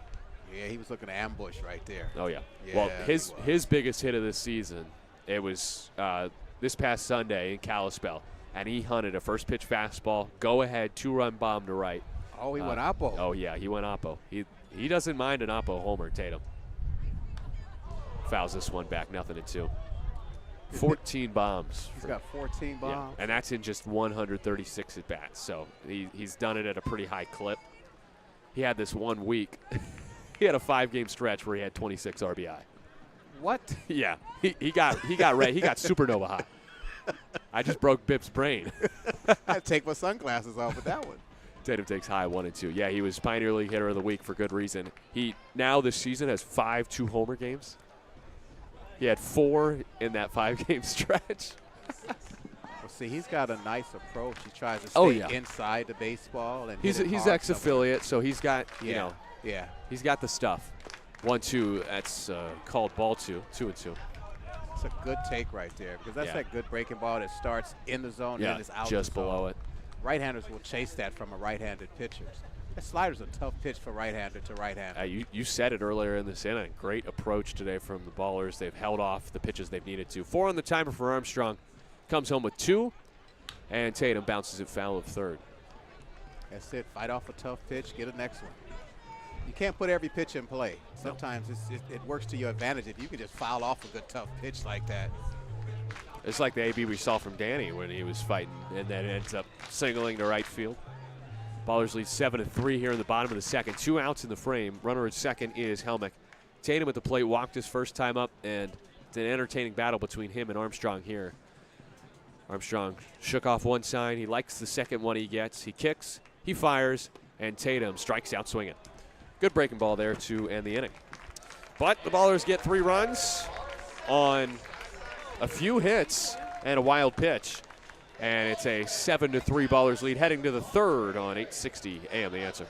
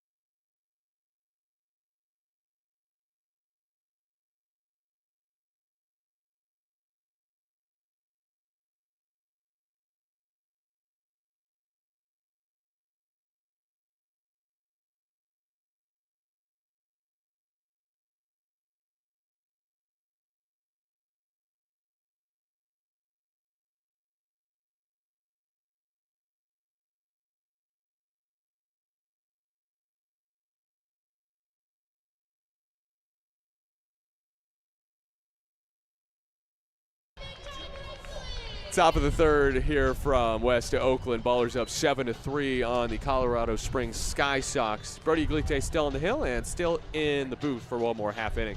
It's Bip Roberts. Hey, I like how you say that, West Oakland. West Oakland. That's how I was taught. My boy TP, Tyler Peterson. That's what he was saying when I got here, and so that's where we are, right? You know what's amazing is how much really great baseballs come out of West Oakland. Oh yeah. You think about Frank Robinson, Kurt Flood, Vada Pinson, and then all of us have played here, the Rickies, myself, Stewart, Pettis, Lloyd Mosby, Lee Lacy, Willie Starr. It just, the list goes on Willie Starr? on and on because he was actually from Oakland. Okay. Yeah. Good to know. We got to do something to honor him at some point then. And again, all the players you just mentioned, I think it's important, like, of course I know who Frank Robinson is. I grew up an O's fan. But, I'm from Florida. I didn't know who Vada Pinson was, and then now I do. And I think that's one of the good things the Ballers are doing is, honoring those guys. 1 second. Music! We got the music going through the pitch. That's right. Hey, Matthew's doing a great job. He's doing a great job his first game with us. That was one Just of Matthew's sleeping on the favorite job. songs. I think he liked that song. That was that? I'm trying to think back. There's the strike. Nothing in 2. Was that? I'm trying to think. That was just the instrumental, but was that not cool? Who was that? Outkast. That was Outkast. Yeah. That was Outkast. That was Hey Ya right there. Yeah, we was getting some Hey Ya up in here. That's all right. That can play through the pitch. 1 and 2 now, pitch in the dirt. I kind of like, people hate on the Savannah Bananas. One thing I like about them, I like they treat it like a basketball game with the music. Let it play sometimes through the game. The players, I feel like they won't mind. I wouldn't mind. Why? Yeah. Why would right? you mind? Yeah, right. Just good music. 1-2. Pitch in the dirt. 2 and 2. All right. When I heard you were coming on today, I did a little bit of research to make sure I knew who the great Bip Roberts was. I wanted to talk about your last year because you get to come play in Oakland. This is where you're from. Yeah. What was it like getting to play in front of that crowd? And I'm not gonna lie, you had a pretty good year too. What a way to go out. Man, it was crazy because I was with Detroit earlier in the year. Swing and a miss. That's a K for Iglite, his 4th. And then things weren't working out there. And my agent was like, hey, I'm going to get you out of there. And I said, well, where am I going? He said, home. And I thought San Diego because I've been in San Diego the last 20 years. And he's like, they no, know you. you're going to Oakland. I said, home. Oh, home. Right? And my first thought was, I get to play with Ricky. Oh, man. That's awesome. That was my first thought. Because he had been like my favorite since high school. Oh, of course. Yeah. Man of Steel. Yeah. There's a strike. Nothing won. How do you like the new mural that the Ballers commissioned? Oh, I love it. I love anytime you recognize the great Ricky Henderson because of the things that he really means to Oakland. Ricky Yeah. is Oakland, Yeah. and we all followed. You know, it's like it's this category of player here in Oakland, and then there's all of us, and then there's Ricky. Yeah. I mean, it was a high bar, right? That's a high bar right there. Oh, man. One out here in the top of the third inning. 7-3 ballers lead the Sky Sox. Iglite facing the lefty Hall. RBI double last time. There's a pitch fouled off. And to add to that, you know, you think about it, the A's had been my team since 1968. I was 5 years old. Yeah. And when I first walked and saw that team, I was like, I want to play for them one day. And then my dad was like, oh, you're going to have to work to get there. And to come home and then to play for them in that Kelly green and gold. Oh, yeah. It was just, and then to have to wear white spikes. That was the first time I ever had to wear white spikes. But it was just amazing to be home and then to drive those streets I used to ride as a kid. Yeah. And then go home. It was a short year. It went by so fast, and when I look back on it, I wish it would have lasted longer. Oh, that's sweet. I'm glad you got there in the end. That's pretty cool that you got to finish your major league career there. There's a blast out to right field. I think that's just off the end of the bat. Druick, center fielder, wants it, calls off Santos, makes the squeeze, 2 down. Ballers up 4, top of the third, and wrapping up our time here with Bip Roberts. Pretty fun season so far. Hey, Bip. It has been. Yeah. I mean, each time I come out here, it's exciting. The guys hit the ball hard. They play hard. I mean, there's some good kids, too, especially when you're down in the dugout and you get a chance to mingle with them. You can't help but root for them. Yeah, they're an easy bunch to root for. There's just and you talk to them, and they all say that there's something special about this year's team. Pitch high to McKenzie 1-0. They've got that unity, that gel. They're truly a team. Like, this is a bunch of guys that care about each other. Yeah, you could see that, and then, you know, when they're in tough ball games, they find a way to pull it out, and then that just kind of bonds them even closer together. Great teams find a way to win, and this team has this season. There's a game a couple games ago here against the Sky Sox where they blew a 6-run lead in the ninth, but we forget about that one. We think about some of the ones in the first half. Walk-off wild pitch for Trey Cobb scored against Glacier. I mean, who could forget opening day when Trey hits that one home run to win it in the knockout round? 2-0 loops in for a strike. I mean, and that was a game the Ballers were losing 4-1, so they proved it on opening day that they can come back and win despite any deficit, any margin. Yeah, and I think they're past competing. They understand we want to win now. Yeah. And so I think that's a different mindset. 2-1 is high, 3-1. What are you about to do a commercial for? Something about bipping? Bipping, yeah, because, you know, with all this bipping going on, they was trying to mess up my nickname. I didn't like that. I'm trying to claim it back. Well, I look forward to seeing it. So we're going to have conversation about that in a little bit. 3-1 flown out to right field foul, 3-2. When I first heard that term, bipping, I said, what? What do you? And so someone asked me, what is your name? And I said, Bip Roberts. He said, like the bipping? And wait a minute, I was here before bipping. Yeah, hold on a second. So we're going to have to. What is this? What I've never heard about this bipping. Yeah. I had never heard of it. What is that? Payoff from Iglite. Yeah, it's in the dirt. Did he offer, though? No. So McKenzie draws the walk. Yeah, so we're going to do a commercial about how the Ballers have brought down the rate of bipping. And we're going to have some fun with it, and I'm going to reclaim my nickname. Good. Hey, I wouldn't have it any other way. Here's Kai Moody. He's San Francisco native, George Washington High School. 7-3 Sky Sox trail, top of the third inning. 2 outs, runner on first is McKenzie.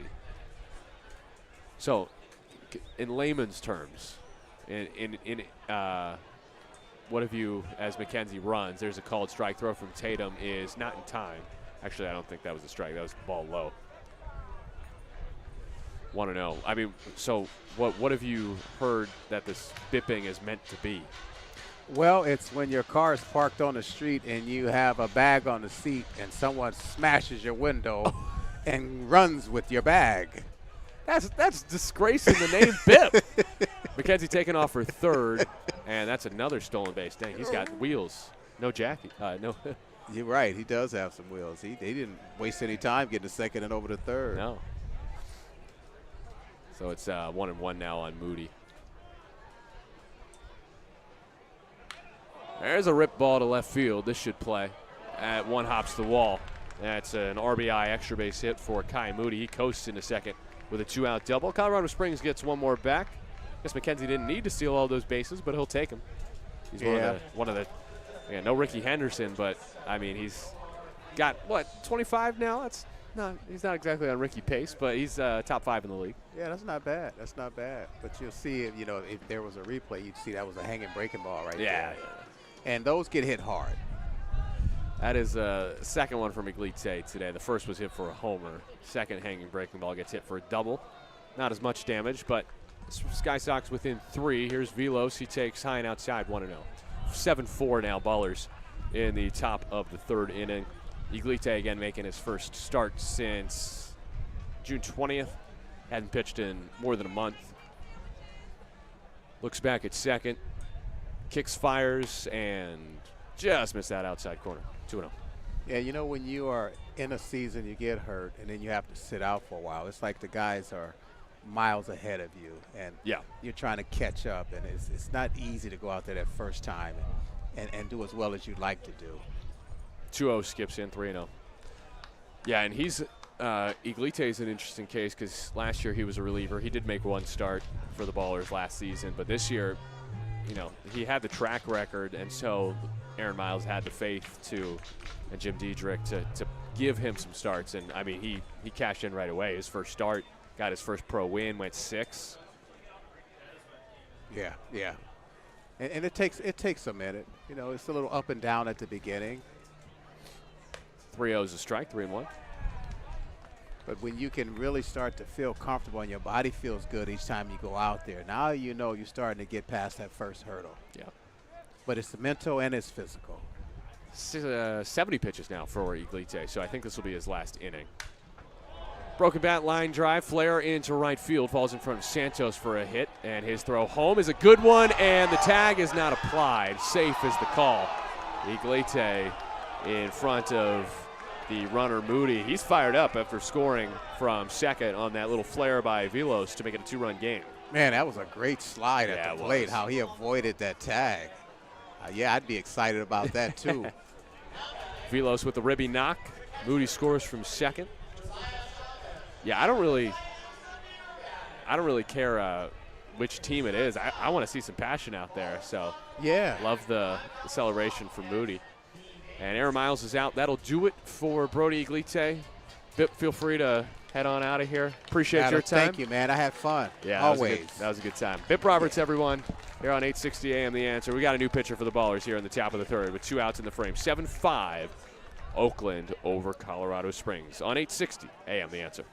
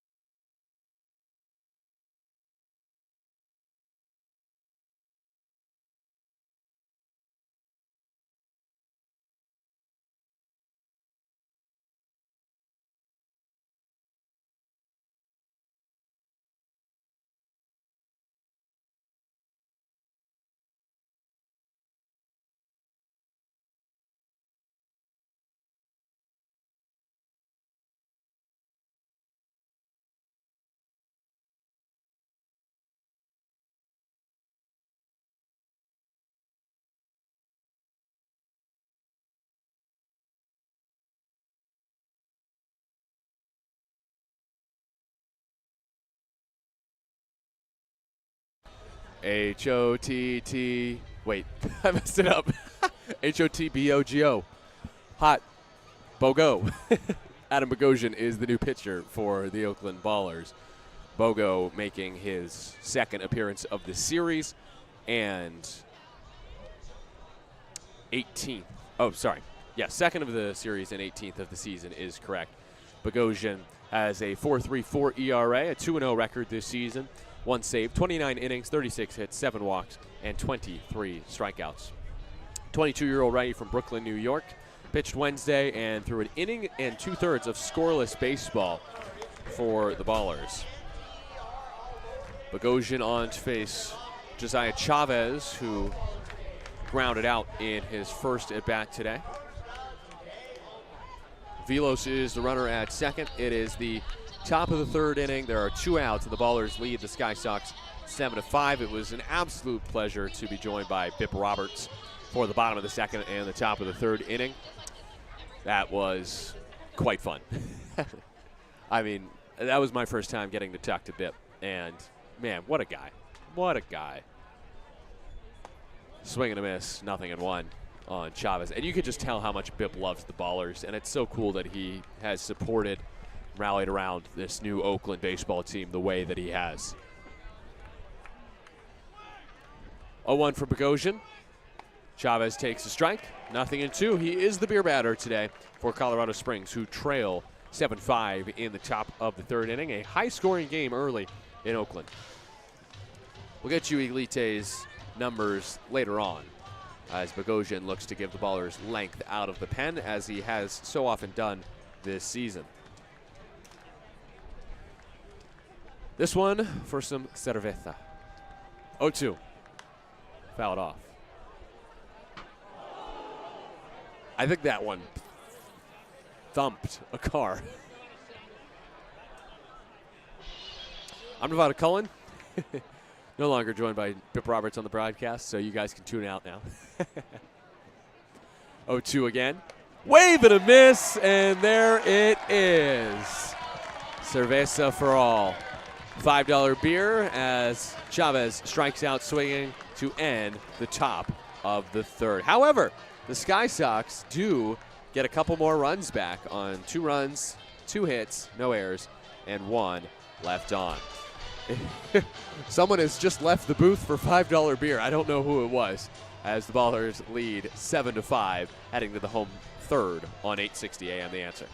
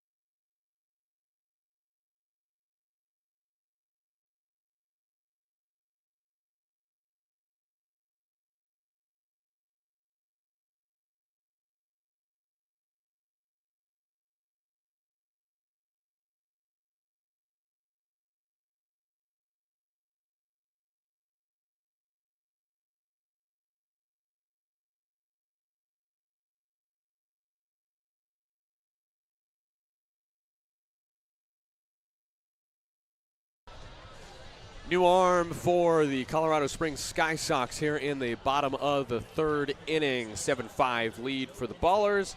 And on for Colorado Springs is Joe Kinski.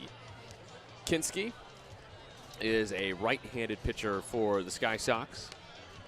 Again, it's a 7-5 lead for the Ballers here in the bottom of the third. And Kinski is making his 15th appearance of the season.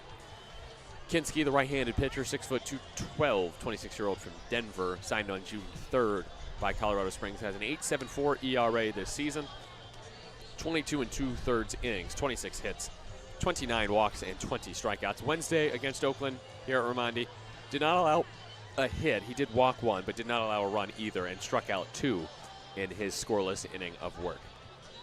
Kinski to face Jake Allgaier. So 9-1-2 to bat for the Ballers here in the bottom of the third. Allgaier batting from the left side, the switch hitter. Singled his first time up on an infield hit towards third. And the first pitch of Kinski's day is bounced off of Allgaier. Fouled it off of himself. 0-1. Well, it's been a chaotic first few innings here. It's a 7-5 game. We've had Tarek Ansari and Bip Roberts both on the broadcast in the first 3 innings, so it was an absolute pleasure to have both of their company. And together they have put together quite the major league career. As Allgaier takes inside, 1-1. I was checking Baseball Reference for their stats, and between the two of them, 20.5 WAR, 30 homers, over 1,000 hits. Allgaier takes a strike, 1-2.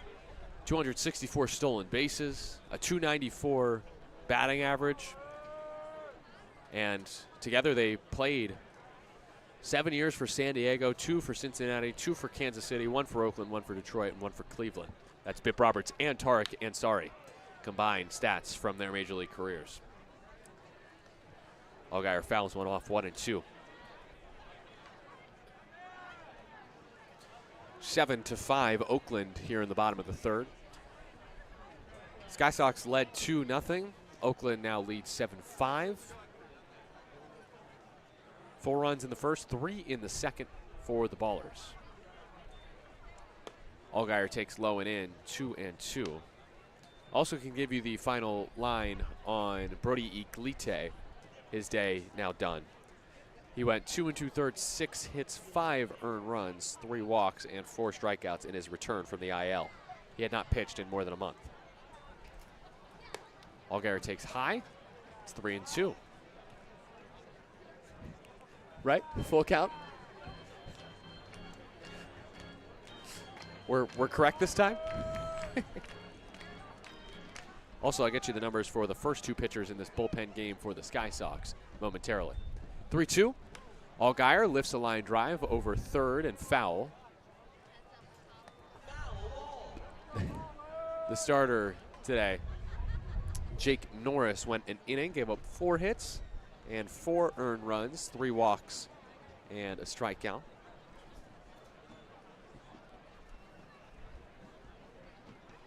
Another 3-2 pitch from the righty Kinski to the switch-hitting lefty Allgaier. Allgaier strikes out. 1 away here in the bottom of the third inning. That's the first strikeout for Kinski. The first batter he faces strikes out. Back to the top of the lineup for Isai Santos, who's 1 for 2 today with a single and a K.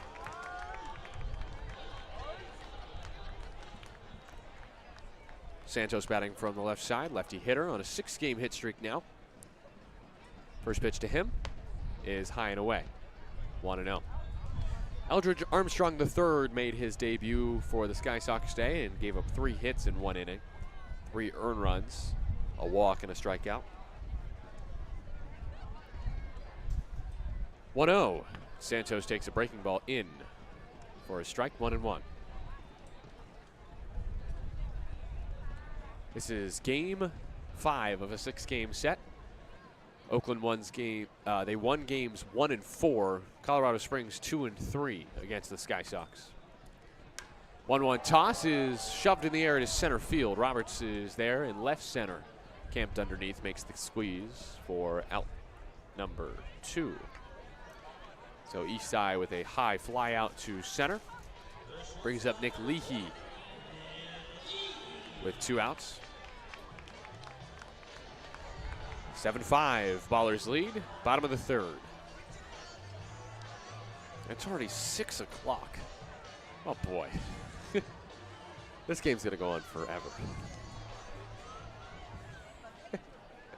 We're already an hour and a half in. Goodness gracious. Leahy has not hit safely yet. He takes outside. 1-0, he's 0 for 1 with a ground out and a walk. Of the Baller starters, there have been 6 different players to hit safely. Leahy, Tatum, and Druick still seeking a hit. And Leahy, 1 hop to the shortstop Neighbors. Nice play. Throw to first is bounce, and it rolls towards the Oakland dugout. And there it is picked up. It is an infield hit for Nick Leahy, a spectacular diving stop by Neighbors. But Leahy, with that infield knock, becomes the 7th baller of the game to hit safely. Now it's time for Druick to come to the plate to become the 8th different baller to hit safely. After the Ballers yesterday combined to collect 16 hits and 14 runs in a 14-2 win, and all 9 ballers in that game had a hit. Same can be true today. Do have a roster update for Oakland as Druick is at the plate with 2 outs. And he promptly rifles one into right field, the 8th different baller to hit safely today. A couple of 2-out hits from Leahy and Druick. That ball ripped through the right side by Davis. After Kinski gets the first 2 out, now there's 2 on with 2 outs for Danny Harris. 7-5 ballers lead, bottom of the 3rd. Well, Brody Iglite came off the IL today. Unfortunately, that means that 1 baller has been cut, and it is unfortunately Pat Monteith, who has been released from the Oakland Ballers. We thank Pat for his contributions to the team as Harris takes outside 1-0.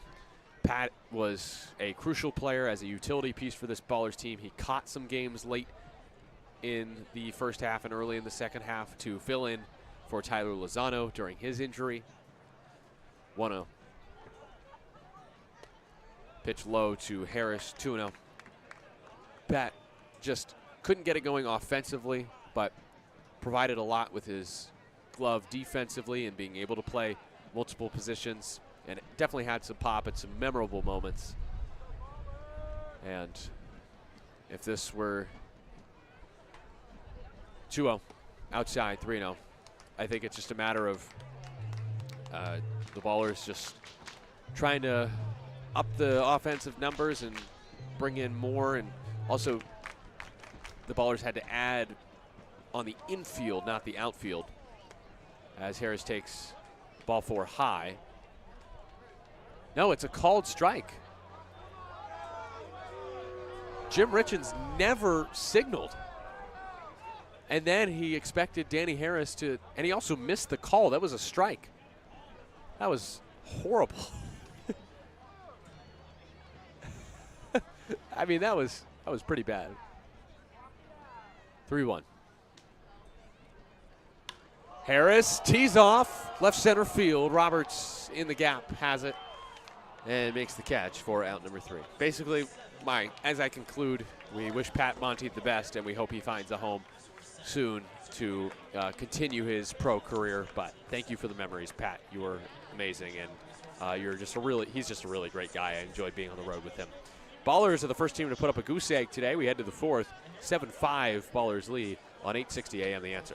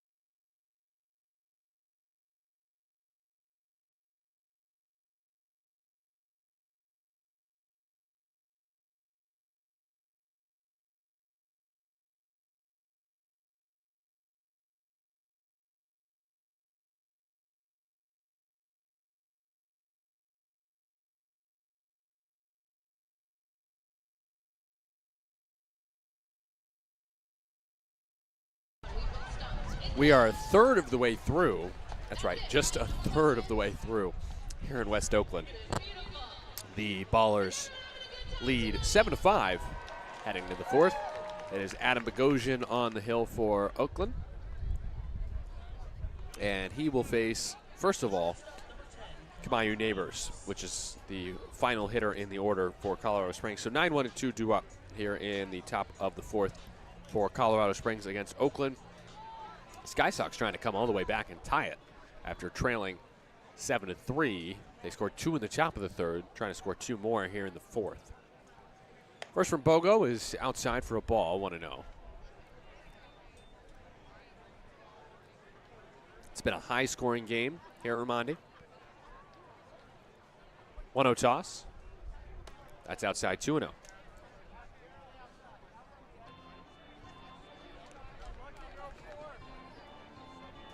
Neighbors' first time up against Iglite. Struck out swinging. Neighbors flies one foul off to the left. And that one bounces on top of the Warehouses out in left field.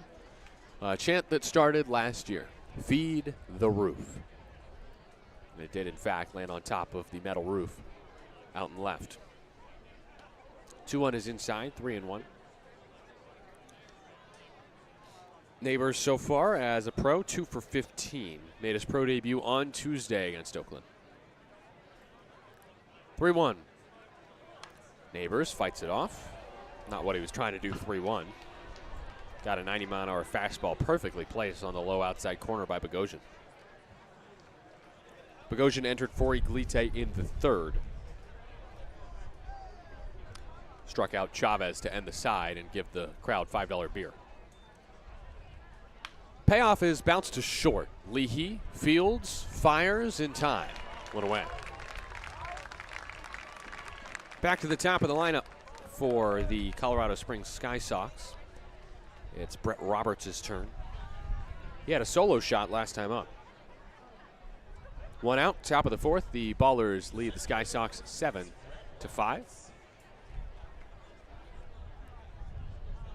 This is game 5 of the 6-game series. Sunday finale scheduled for 1:05 pack time. That is 2:05 Mountain Daylight Time. Pitch low to Roberts, 1-0. We thank those of you tuned in today on our YouTube stream on 860 AM The Answer and on Flow Sports. Zeke is our producer today, our technical director. Vince back in our 860 AM The Answer studios as Roberts takes a strike 1-1. And we also thank those of you tuned in from Colorado Springs or even, well, from wherever you may be watching the Sky Sox, who are essentially a bit of a homeless team this year. Ground ball to third, picked up by Allgaier. He chucks it to first just in time. 2 down. Back-to-back groundouts to start Bogo's 4th inning. Brings up Evan Slight. Even though the formerly Northern Colorado Owls, now the Colorado Springs Sky Sox, can play in Colorado Springs and host games, I think some teams are opting to host them instead, such as the Ogden Raptors. Foul ball back to the screen by Slight, 0-1. I believe the Raptors are going to host the Sky Sox for 12 games the next 2 weeks. That is what it says online. So it'll be 12 games at Ogden for the Sky Sox. That'll be a good battle. I think there will be a lot of close games and chaotic games there. Pitches low to Slight, 1-1. Evan Slight is 1 for 1 today with a double and a walk. Heading with 2 outs and the bases empty, 7-5 Sky Sox trail, top of the 4th. 1-1 from Bogo is inside for a strike, 1-2. That is challenged. And that will stand. So Colorado Springs misses a challenge. So it's 1-2 on Slight. Former member of the Alabama Crimson Tide, served as the first team captain of the Rob Vaughn era at Bama in 2024. Wore number 3.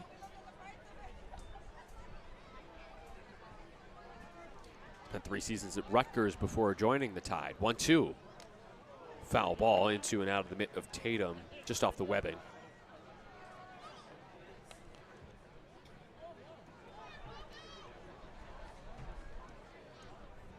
Slight stands in left side. Righty Bogo looks home. Adam Bogosian looking for a 1-2-3 4th inning. It would be the first clean inning of the game for Oakland. Misses outside, 2-2. Iglite allowed 5 earned runs scattered over his 3 innings of work. 2 runs and then 1 run and then 2 runs. Slight with the light blue batting gloves, grips the handle, swings and misses. And Bogo gets his 2nd strikeout with a nice pitch on the inner half. Threw him the breaking ball in and gets his 2nd strikeout. He retires the side in order in the top of the fourth as the Sky Sox are held scoreless for the first time today. Heading to the bottom of the fourth, 7-5 Oakland on 860 AM The Answer.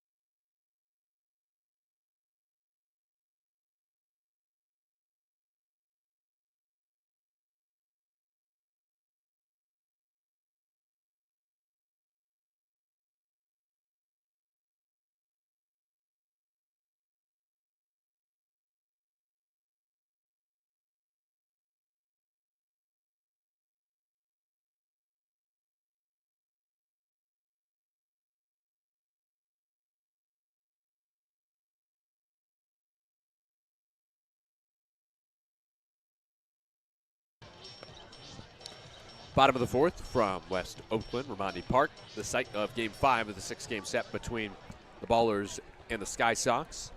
Nevada Cullen with you. Tyler Peterson on assignment today. He will return tomorrow.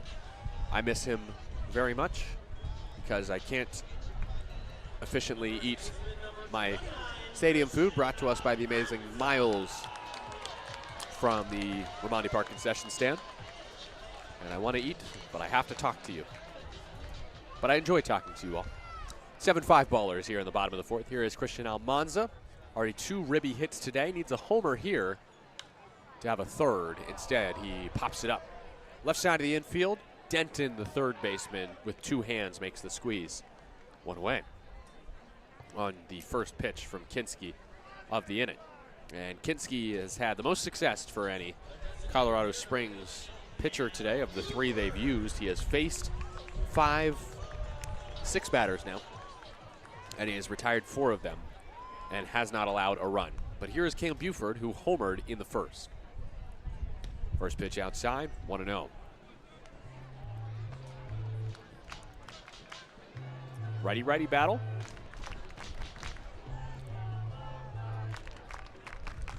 1-0 count. Kinski's next is on the outside corner, 1-1. Dragged back over the plate. It technically was a ball off the dish, but Chavez, with a good frame and a generous call from Richens, gets the call. 1-1. Buford, hard hit, ground ball to shortstop. Scooped up by Neighbors. His throw to first, just in the nick of time for out number 2. 2 down, bottom of the fourth inning, 7-5 Ballers lead. Next up, Lou Helmick.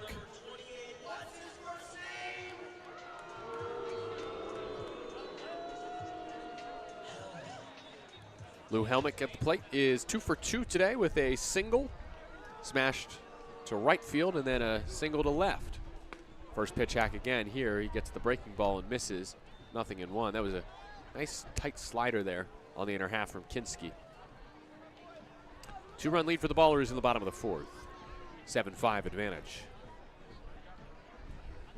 3 on the timer. Kinski delivers and Helmick takes a strike at the base of the zone. 0-2. He doesn't like the call, it seems, from his body English or body German. Maybe that's a bit too corny. How did the term body English come about? After all, Helmick swings and misses. And that's how the bottom of the fourth comes to an end. Kinski with 2 strikeouts and 2 scoreless innings. Let's go to the fifth.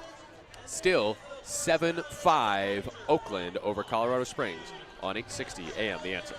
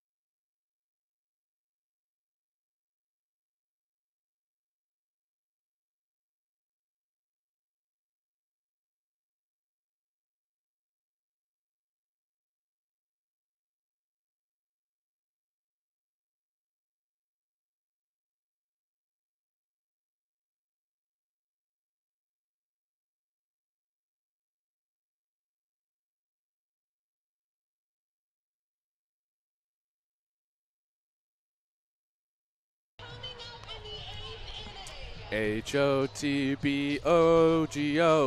He will roll a double play. He has rolled a lot of them this year. He actually asked me pregame what his ground ball rate was. Awesome job on the field by Laura Geist, general manager, and a council PA announcer extraordinaire, Mark Kahn, as they both just destroyed each other in the knocker ball knockout.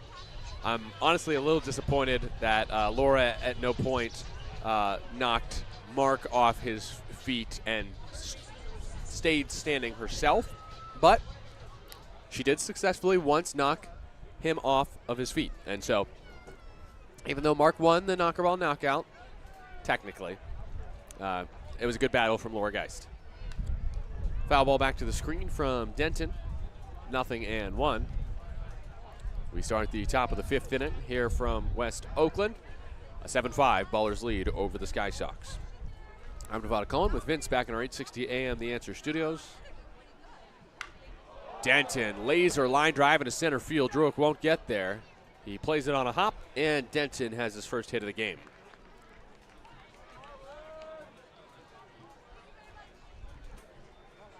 It's a single into center, and it brings up Christian Hall against Adam Bogosian.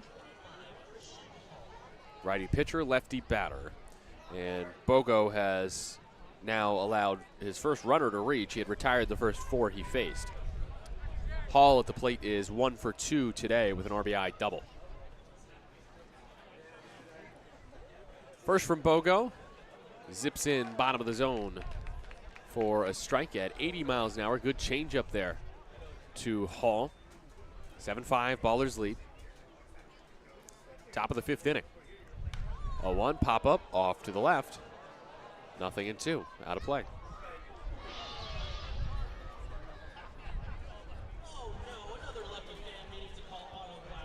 So 0-2 on Hall, the lefty, who extended his hit streak to 6 games with his RBI double in the first. 8 on the timer. Bogo from the stretch. Line drive into right field, base hit. Christian Hall with a 2-hit game as Denton slides up to second. Hall with his 14th multi-hit game of the season through just 36 games for the Sky Sox. And the Sky Sox get the tying runs aboard with nobody out here in the top of the 5th inning.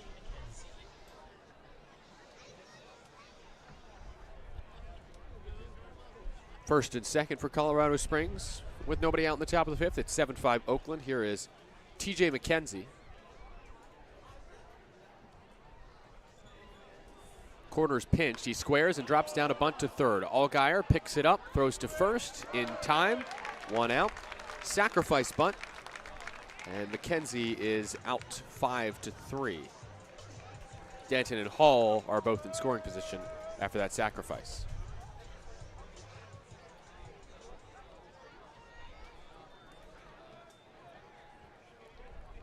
Next up is Kai Moody,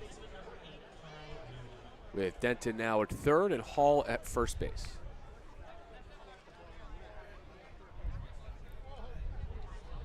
Moody with a chance to tie this game with 1 swing. If he can have a base hit right here. Pitch outside from Bogo. It's 1-0. Ballers leading the Sky Sox 7-5 with 1 out in the top of the 5th inning. 2 in scoring position for Moody, who already has a pair of run-scoring hits today. Next to the righty is a high chopper. This will get a run home. Harris charging. Fields tosses to first in time for out number 2. It's a ground out, but an RBI for Moody as Denton touches home. So it's 7-6 Oakland, and the Sky Sox have the tying run just 90 feet away. Brings up Omar Vilos with 2 outs.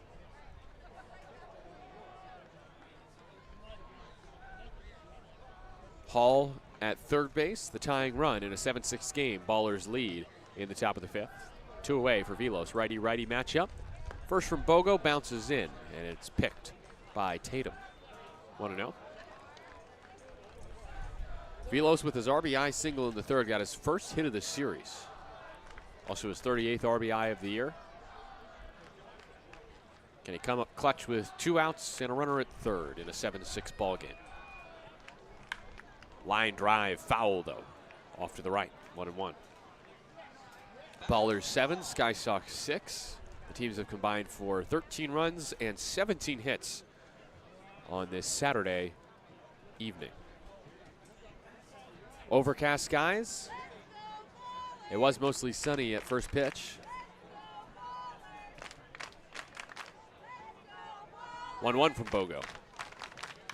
Velos cranks a line drive into the bleachers out in right field. Another foul ball, 1-2. Ballers clinging to a one-run lead. Can Adam Bogosian get out of this inning without surrendering the lead? He could be the winning pitcher today if he's able to do so. 1-2 pitch. Misses just high. Good idea there from Bogo. Went with the hard slider north of the zone, though. Velos, the righty, standing at the back of the box. Even stance. Bogosian set at the chest. Comes home, and there's a line drive sharply hit to left center field. Druick at the wall. It's off the wall. He throws in quickly, though, to second to hold Velos to a long game-tying RBI single.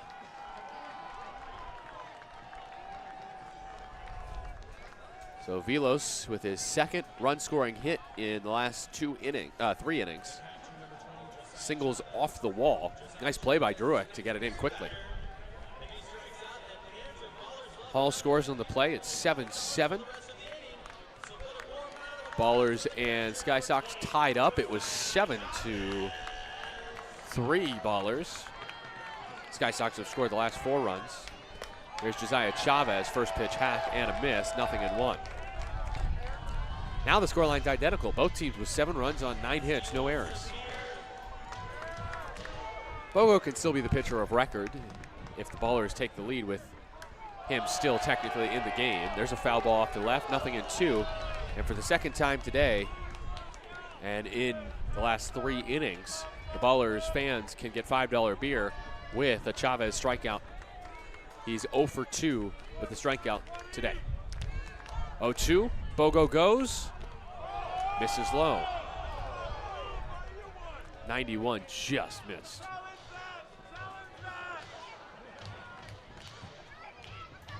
One and 2 on Chavez. Lefty batter against the righty Bogo, who's set at the chest. He goes, and he gets another foul ball.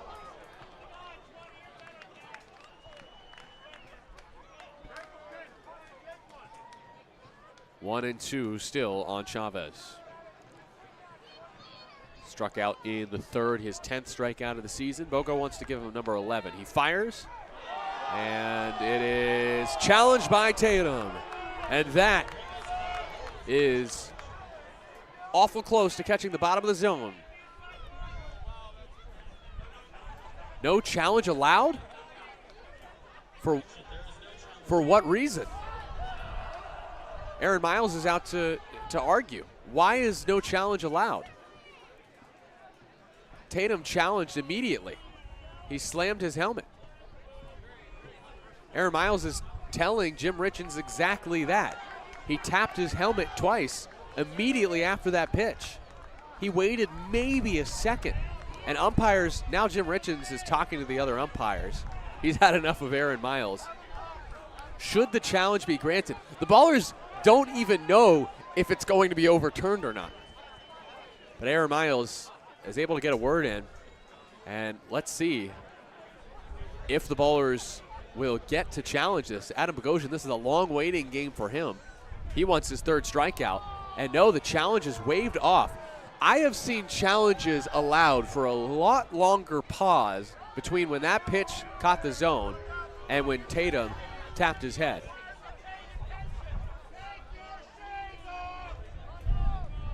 So it is 2-2 on Chavez. Spoiler alert, that was a strike at the bottom of the zone. It was close, but that should have been, if that challenge was allowed, that would have ended the inning. Instead, the 2-2 to Chavez is high and away, 3-2. That also robbed the fans of $5 beer. Wow, everyone's upset. Payoff pitch is next with 2 outs. Getting the jump from first is Velos. Bogo delivers and gets a foul ball off to the left. This will be pitch number 40 for Adam Bogosian, and likely his last. Can he finish his day just how he started it, by giving the fans $5 beer here at Raimondi Park? On a nice Saturday, a windy Saturday in Oakland, he fires, and it's a line drive into center field for a base hit. And now going to third is Velos. Druick will toss it towards second. And Jim Richens just robbed the fans of $5 beer. And also gives Chavez a hit. All because of a controversial challenge. First of all, a missed call, and then a challenge not awarded. And now Jim Diedrich's out to talk to Adam Bogosian as he looks to get the final out of this inning and keep this game tied. It's 7-7 Colorado Springs and Oakland here in the bottom of the 5th. Men at the corners are Velos and Chavez. Kamayu Neighbors will hit for the 3rd time today. He is 0 for 2 so far with a strikeout.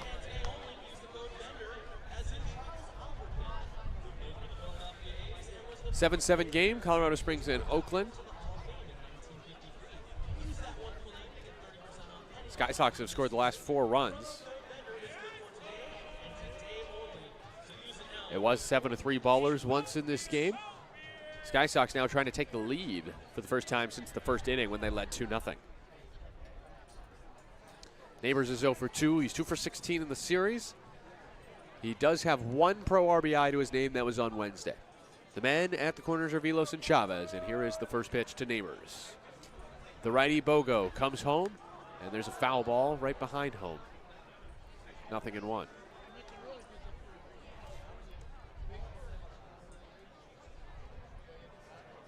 Neighbors a strikeout his first time up. They grounded out to short against Bogo to start off the 4th inning. 0-1. Neighbors takes high and away, 1-1.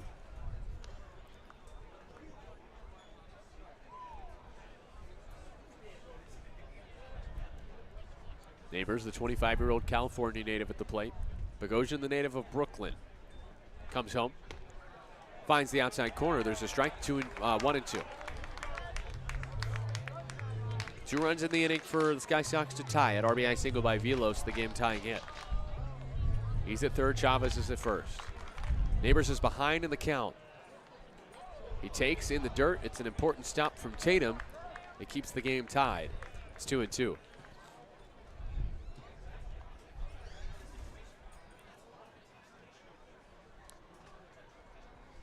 Sky Sox have now out-hit the Ballers 10-9. They have 4 hits in this inning. They did not have a hit against Bogo entering the frame, but Adam Bogosian has been hit around a bit in this inning. 2-2 toss. Neighbors ropes a line drive to right field. Santos running in makes the catch for out number 3. So Bogosian keeps the game tied after all with that line drive out to right field. But the Sky Sox tie it. 2 runs, 4 hits, no errors, 2 left. We go to the bottom of the 5th, halfway through, 7 all. There's a touchdown for each team today. Colorado Springs and Oakland here on 860 AM The Answer.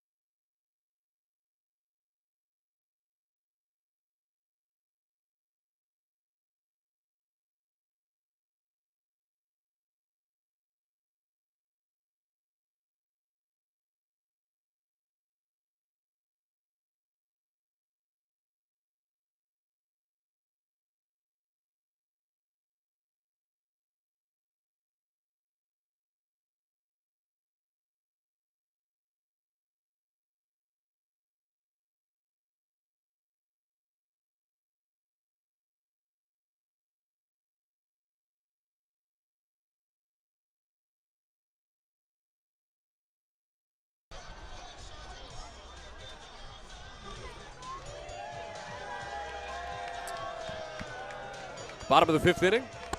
Colorado Springs has tied it, and they'll roll with a new arm as well.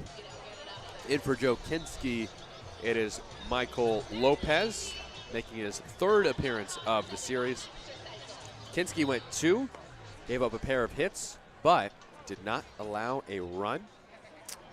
And he does a great job to make sure that Colorado Springs can tie the game at 7 after 4.5 innings of play. He struck out 2 and did not walk a batter. Again, Lopez making his third appearance of the series for the Sky Sox.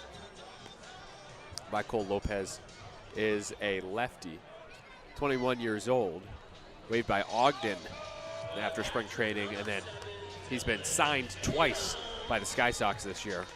I guess once by NOCO and once by the Sky Sox. Lopez, 7.63 ERA, 0-1 record. His is his 8th appearance, 15 1/3 innings, 20 hits, 11 walks, 14 Ks for the lefty, Lopez. Pitch outside to Tatum, 1-0. Ballers attempting to regain the lead in the bottom of the 5th inning. They do not have a run since the 2nd. Tatum takes in 2-0. They led 4-2 after 1. They scored 3 more in the bottom of the 2nd to take a 7-3 lead. But 2 runs in the 3rd and the 5th means that the Sky Sox have tied it. Tatum takes a strike right down center, 2-1.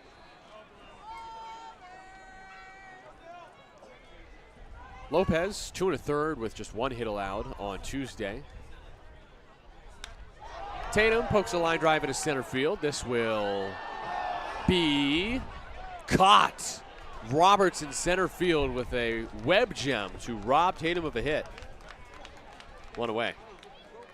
I thought maybe he scooped it. Can we get a replay of that? I don't know if Zeke can show it. I don't know if we have time. But I want to thank you, Zeke. Awesome job. There's another look at it. In center field coming on Roberts. Yeah, I think he got it. What a snag. Thank you again, Zeke, for that great replay. What a catch by Roberts. On first glance, I was like, there's no way he caught that in the air. First pitch to Allgaier is a strike on the outside.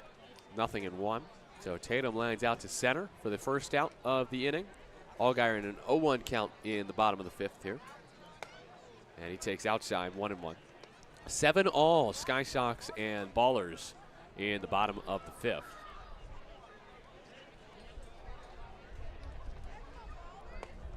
Allgaier takes low and away, 2-1. Yeah, it's been a weird season for Michael Lopez.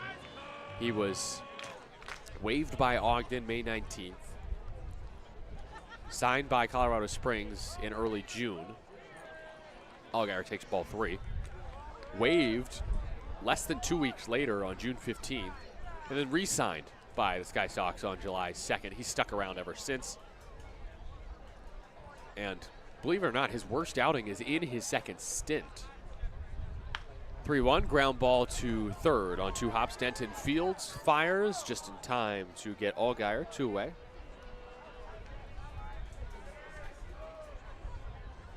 But yeah, Lopez on July 6th against Grand Junction gave up 12 earned runs over 2 2/3 innings in his lone start of the season. But other than that start, he's been really good out of the pen. So Colorado Springs has no reason to part with Lopez, just maybe not give him any more starts.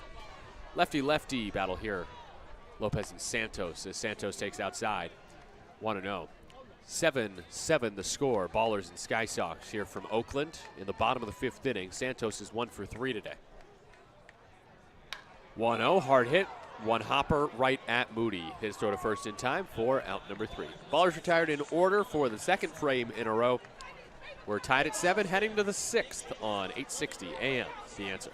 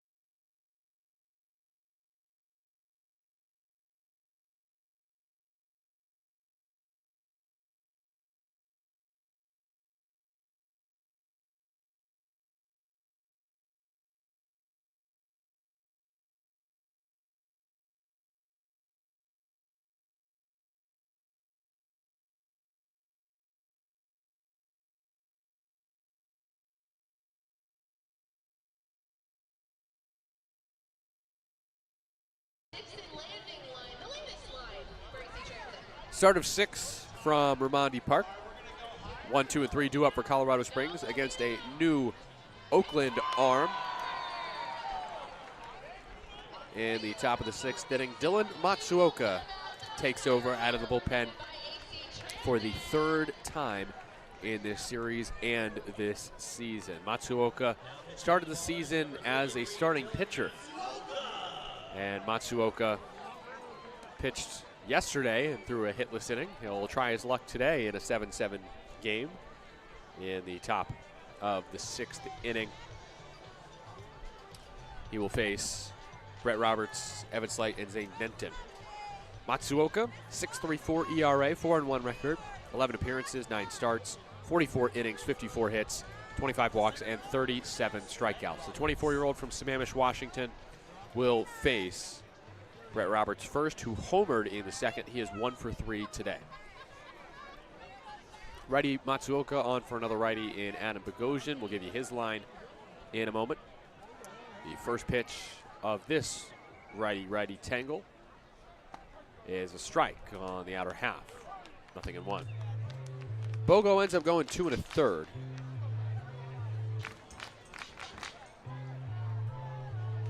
Four hits, 2 earned runs against Adam Bogosian. No walks, 2 strikeouts. There's the ball outside. It's 1-1. Roberts leading off here in the top of the 6th here in Oakland. 7-7, Sky Sox and Ballers. That's the score. Yeah, as Roberts cuts and misses at a good Matsuoka slider. 1-2 the count.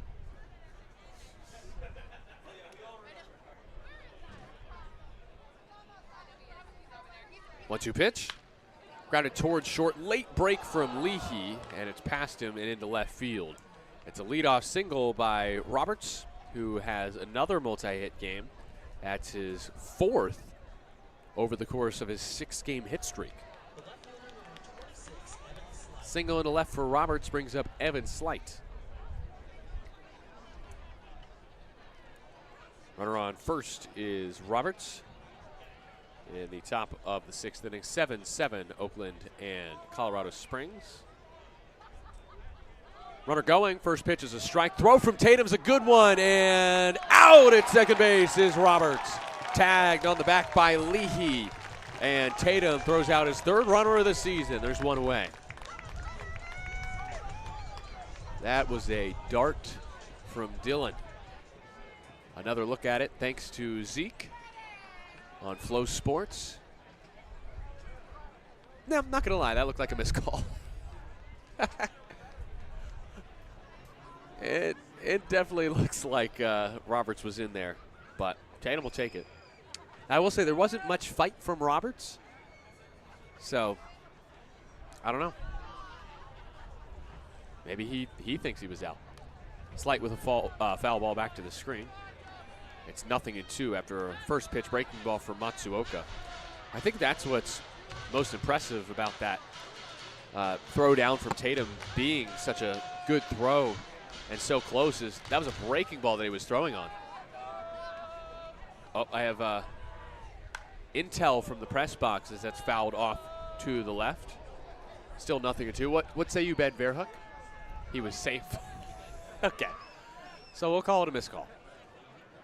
That's unfortunate for Roberts, who was 6 for 6 on the bases this season, and now that, unfortunately, will have a blemish, an undeserved one at that. Ground ball pass first, rocketed by Slight. Still 0-2. Yeah, I have to feel for the Sky Sox there. That's not a place to miss a call of a stolen base, because that really changes the complexion of this inning.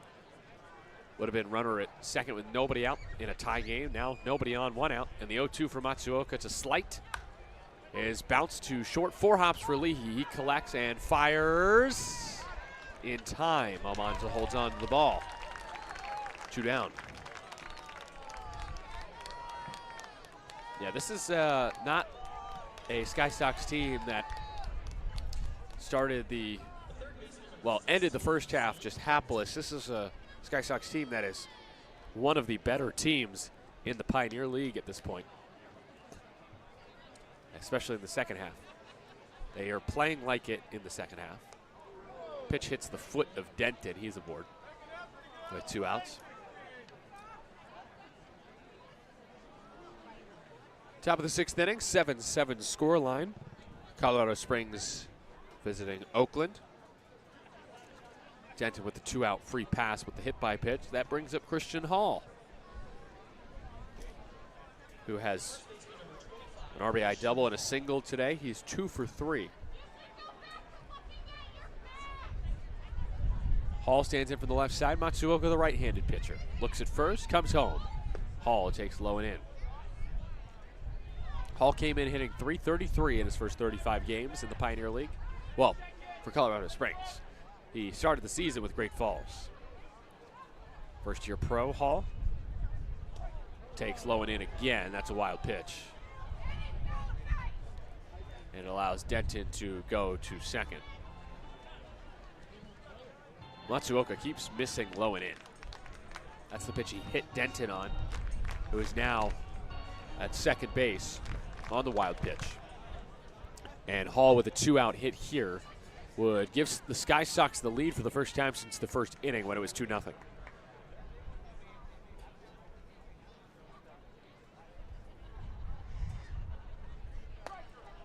High pitch to Hall, 2-1.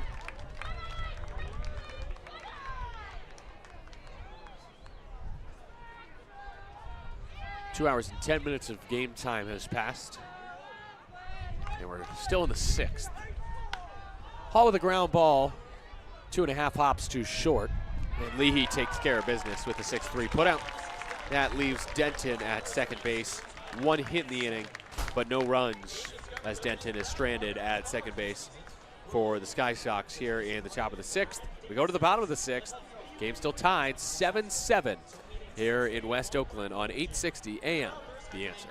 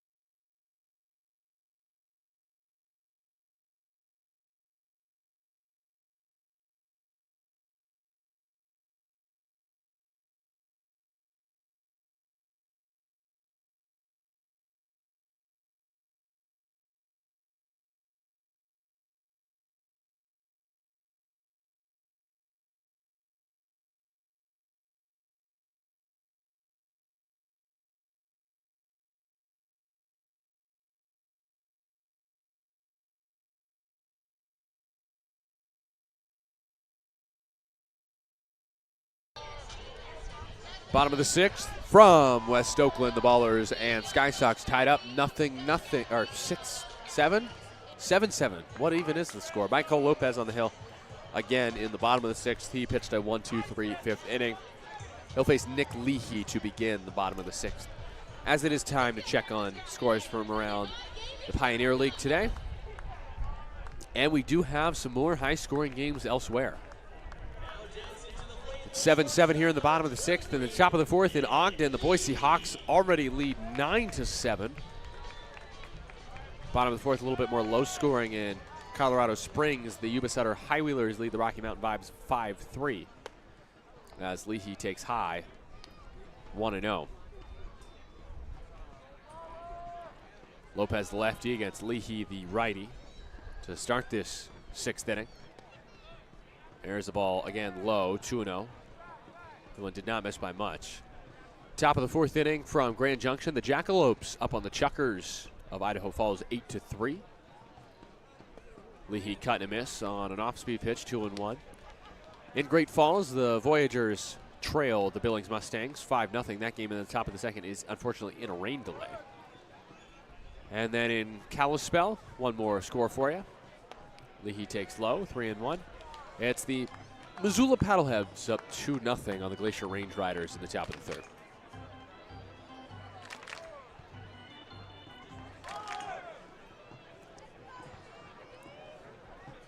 3-1. Leahy slices it, right field line, pretty deep. It's off the wall on the fly.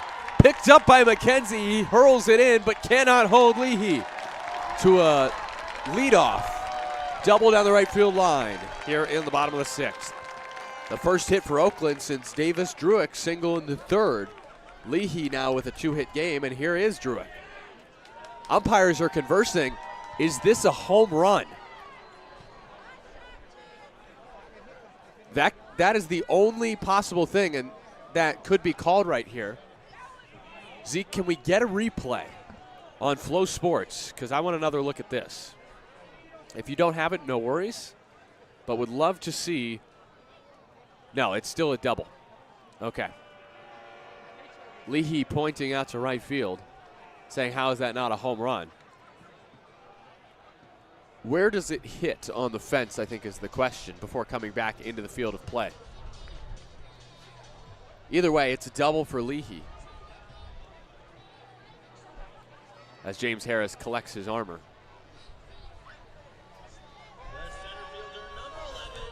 I don't think we in the booth could see a decisive angle on it. And so it is a double off the wall from Leahy. And here is Davis Druick. First pitch outside, 1-0. 7-7, bottom of the 6th. Ballers hoping to regain the lead after the leadoff double by Leahy. Druick has reached all 3 plate appearances today. 1-0 breaking ball is foul tipped into the mitt of Chavez. 1-1. So Leahy with the double. That was stung too. 98 off the bat. 333 feet to right field and did not get out. Druick takes a strike. 1-2. And Davis Druick put the ballers ahead here in the bottom of the 6th in this lefty-lefty battle between him, Davis Druick, and the pitcher, Michael Lopez, in his 2nd inning of work. 2-strike toss is just off the outside corner, 2-2, challenged by Lopez. And this one will be overturned. And now Aaron Miles is talking to Jim Richin, saying that shouldn't have been allowed to be challenged. And Davis Druick is pretty upset about that fact when Dylan Tatum wasn't allowed to challenge earlier in the game. So Druick goes down looking for the first out of the inning. Brings up Daniel Harris, the 4th. Jim Richins, we haven't seen him a lot this season here in Oakland. He is not exactly made a friend of the Oakland Ballers today. There have been some controversial calls that have gone against Oakland. Pitch outside to Danny Harris, 1-0. 1 out. Bottom of the 6th inning, 7-7 tie between the Sky Sox and the Ballers. Harris today is 1 for 2 with a couple runs scored, yet to drive in a run. And he takes a strike at the bottom of the zone, 1-1. Harris has 46 RBI on the year. His single today was to right field. Could he possibly do it again? Another opposite field hit to plate Leahy and put the Ballers up 8-7. He takes outside, 2-1.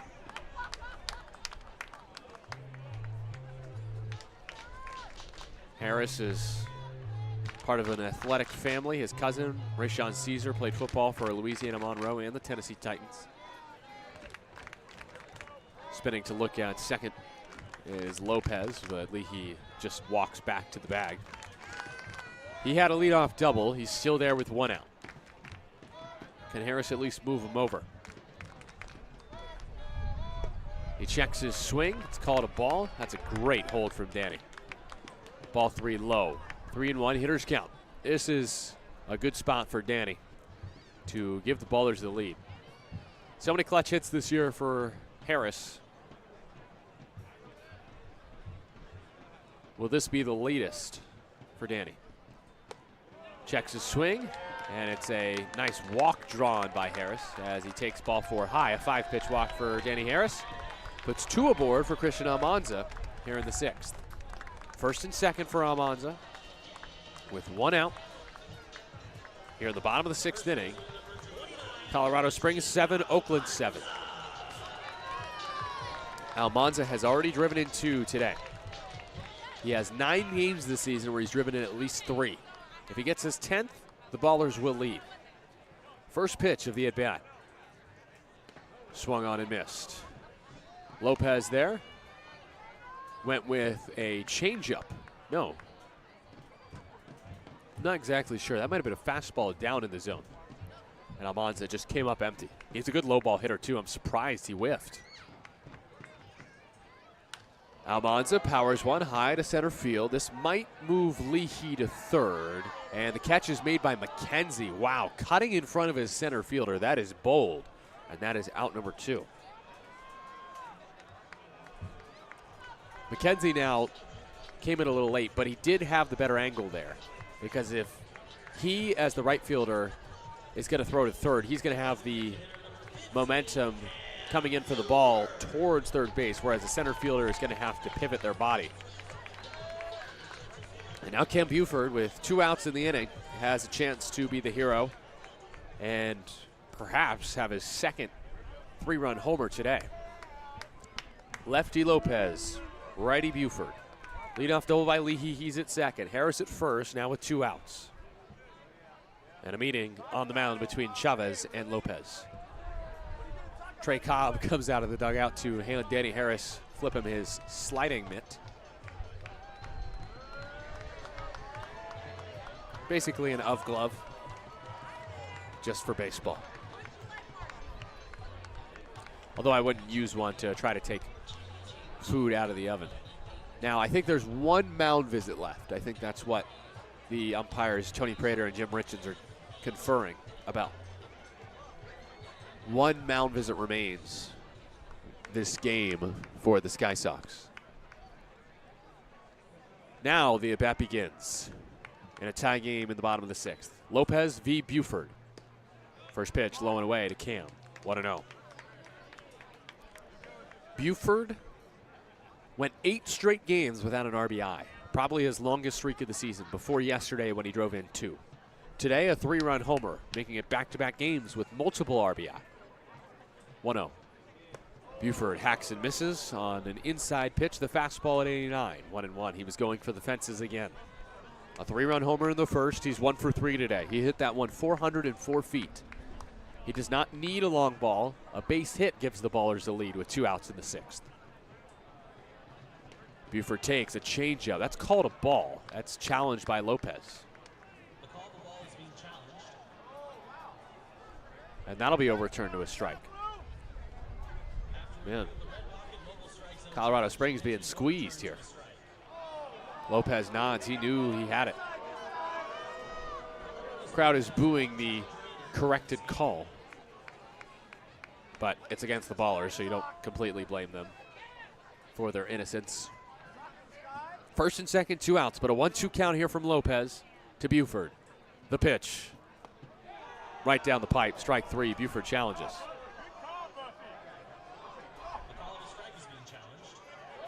And that's not coming back. So Buford down looking. That's how the bottom of the 6th comes to an end. A looking strikeout for Buford. And he is now 1 for 4 today. This game is still tied, heading to the 7th inning. No runs on 1 hit, no errors, 2 left for Oakland in the bottom of the 6th. We go to the 7th. It is a 7-7 game between the Ballers and the Sky Sox on 860 AM The Answer.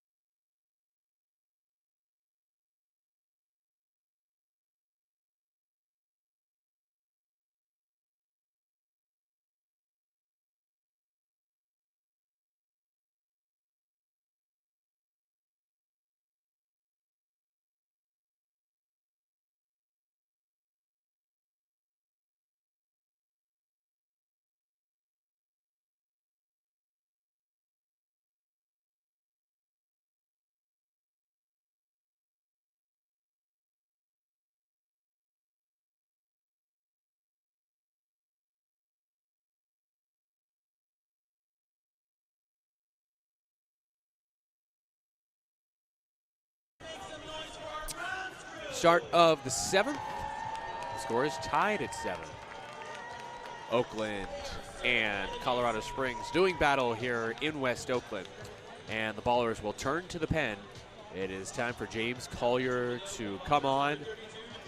And he has been money this season. 2.77 ERA for Collier, 2-0 record, 21 appearances, 2 saves, 26 innings, 18 hits, just 8 earned runs, 10 walks, and 33 strikeouts. Collier Wednesday against Colorado Springs, an inning with 1 hit allowed, no runs, and 2 strikeouts. He's working on a scoreless inning streak. It's at 15 2/3. That is unbelievable. Here is TJ McKenzie to start the day. He is 0 for 1 today with a strikeout, a walk, and a sac bunt. Collier, the righty, takes over for another righty in Dylan Matsuoka.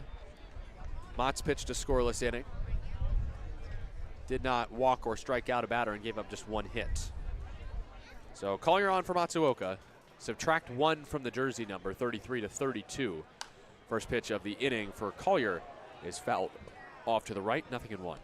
I think it's also time for this day in Oakland baseball history. Ballers beat the YOLO High Wheelers on July 26, 2024, a year ago today, 13-0, the second shutout win in Ballers history. Justin Kleinsorge got the start in that game for Oakland. 0-1 to McKenzie. Hard hit ground ball past first, that's a base hit. Leadoff knock against Collier. And that was just a good piece of hitting by McKenzie. He got an elevated heater and hit it 104 off the bat and banged it through the 3-4 hole. Runner on first for Kai Moody. A year ago today, 13-0 Oakland. Kleinsorge, his best start yet for the Ballers. 3 hits over 6 scoreless, punched out 6 High Wheelers to earn his first win as a Baller. A 4-run second inning started the scoring for Oakland a year ago today on this day in Oakland baseball history. First pitch to Moody is a called ball, 1-0. That was just low. Brad Burkell, broken bat RBI double down the left field line, put the Ballers on the board. On the very next pitch, Peyton Harden launched an Oppo 3-run bomb to make it 4-0. Collier checks first. Nice quick tag by Almanza, but McKenzie's safe. No Martinez had a leadoff 3rd inning homer.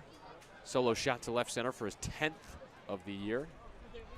Same pace, I guess, as Cam Buford, who has 10 now this season. Later in the frame, Josh Leslie with an RBI single to make it 6-0. 1-0, runner goes. Pitch is high, perfect one to throw down on. And McKenzie is called out. Tatum with his 2nd runner caught stealing today. 1 away. Dimitri Young is coming out. He does not agree with the call by Tony Prater. Showing a replay on Flow Sports, and the tag from Harris, it looked late, but the call is out. 2-4 goes the caught stealing. It is 1-1 on Moody. I cannot say I agree with the call. Not in good conscience. As Moody takes a ball, it's 2-1. Either way, Tatum has doubled his runners caught stealing this year to 4 runners caught stealing in 2025. 5 on the timer. Collier set at the belt, goes with 2, and finds the outside corner, 2-2. I think it is fair to say, though, that the umpiring crew as a whole have kind of evened out the missed calls, because there have been missed calls against both sides. That is for certain. 2-2. Pitch in the dirt catches a lot of Tatum. It's 3-2. I will say it seems like Tony Prater has been slightly in Oakland's favor today with the calls, especially on the bases, while behind home plate, Jim Richens may be slightly leaning Colorado Springs' way. Not calling them out for any bias. That's just how the calls have gone. See if we have time to finish up this day in Oakland baseball history. July 26, 2024, the 13-0 win against YOLO. 3-2 is fouled off to the right, into the stands. Oakland made it a baker's dozen in the 8th inning of that game. Dondre Hubbard doubled for his 3rd hit of the night. Trip Clark, 2-bagger to left for his first pro RBI. And then Tyler Lozano plated Clark with an infield hit. His 3rd knock of the game finished the scoring. 2 scoreless innings, by the way, from Brody Glite in relief, who is today's starting pitcher. Payoff from Collier. Check swing. Did he go? Yes, he did. Bill Shortridge at first rings up Kai Moody. And Collier notches his first K of the day. 2 down.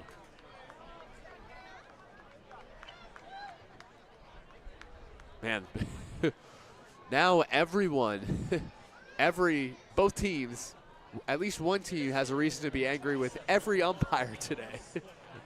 There have been plenty of bang-bang and controversial calls. That was as close as it could get on a check swing. Here's Omar Vilos with 2 down. First pitch hack, he misses. The hard fastball from Collier, the cutter from James. 0-1. If that's not a cutter, that's one of the harder sliders I've ever seen at 88 miles an hour. 2 on the timer. Collier with 1 finally gets it off in time and just misses the zone low. A ball and a strike on Vilos. 2 outs. Top of the 7th here in Oakland. 7-all. Sky Sox and Ballers tied up on a Saturday evening. 1-1 count. Collier settles at the belt. Lifts the leg and fires. That's fouled straight back. 1-2 on Vilos, who has RBI singles in his last 2 at-bats. That is not an option here with the bases empty and 2 outs as Collier slams the rosin bag back on the mound. Collier dips, rises, and settles. His 1-2 pitch to Vilos. Wave and a miss, strike 3. Collier blows 89 by Vilos, climbing the ladder, and Vilos chased the cheese. Back-to-back punch-outs for James Collier in the top of the 7th inning. It's time to stretch here in West Oakland. No runs, 1 hit, no errors, and none left in the top of the 7th. It's 7-all here on 860 AM The Answer.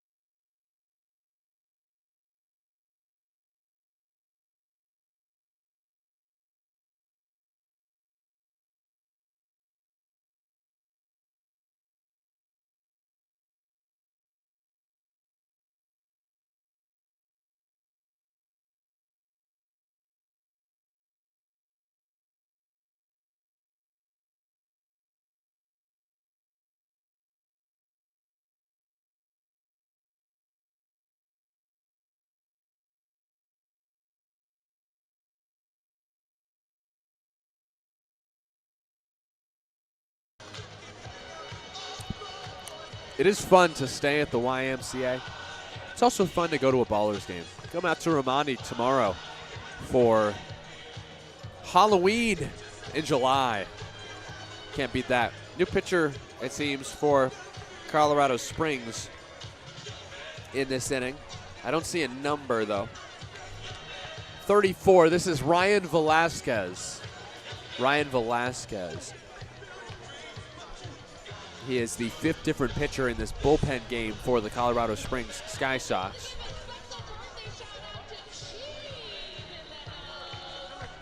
So Velasquez on in relief of Lopez, who was again very good in relief against the Ballers.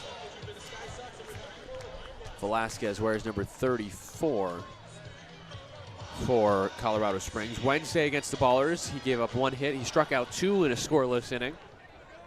He's got a 5.47 ERA, a 2-2 record. This is his 21st appearance, 24 2/3 innings, 30 hits, 19 walks, 24 strikeouts, and he will start his day facing Lou Helmick and 7-8-9 in the Ballers order. Bottom of the 7th, 7-7 your score as Helmick takes a strike, 0-1. Ballers and the Sky Sox knotted up in Game 5 of the 6-game set. Which team will secure at least a series split here in Oakland today?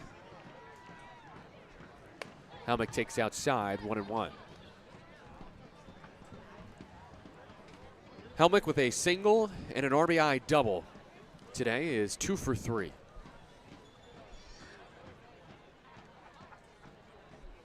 One popped up. Behind short, Neighbors out, Slight is in. The left fielder makes the catch. 1 away. Velasquez gets his first man. Next up is Dylan Tatum. Lopez worked 2 innings out of the bullpen and 2 more scoreless innings for Colorado Springs. He gave up 1 hit, but no runs, and struck out 2, walking 1. First pitch to Dylan Tatum, swung on and missed. He wanted the fastball. He got it, but he missed it. 0-1. That was 92.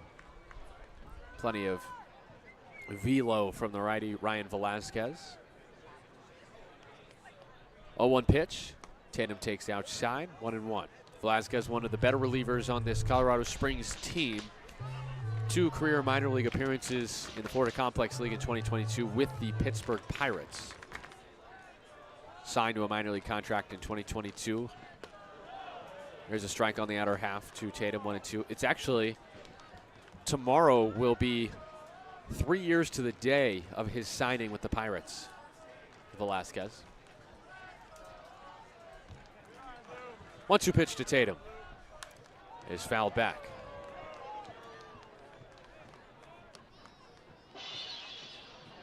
Oh no, another lucky fan may need to call auto glass on the move. 1-2 is the count on Tatum. 6 on the timer, now 4. Next from Velasquez is just off the outside corner. That maybe should have been another strike. Called a ball. So Jim Richards, while some calls have certainly gone against Oakland, he's been squeezing Colorado Springs pitchers. Both teams, by the way, down to 1 challenge remaining. 2-2. Outside and low to Tatum, 3-2. I like the look from Velasquez, too. He goes with the cap kind of angled off to his left, like Fernando Rodney. All he needs is to shoot a fake arrow in the sky. Payoff pitch here to Tatum. Swung on and missed. Good pitch from Velasquez. The breaking ball up in the zone, but swung on and missed. 2 down for Jake Allgaier.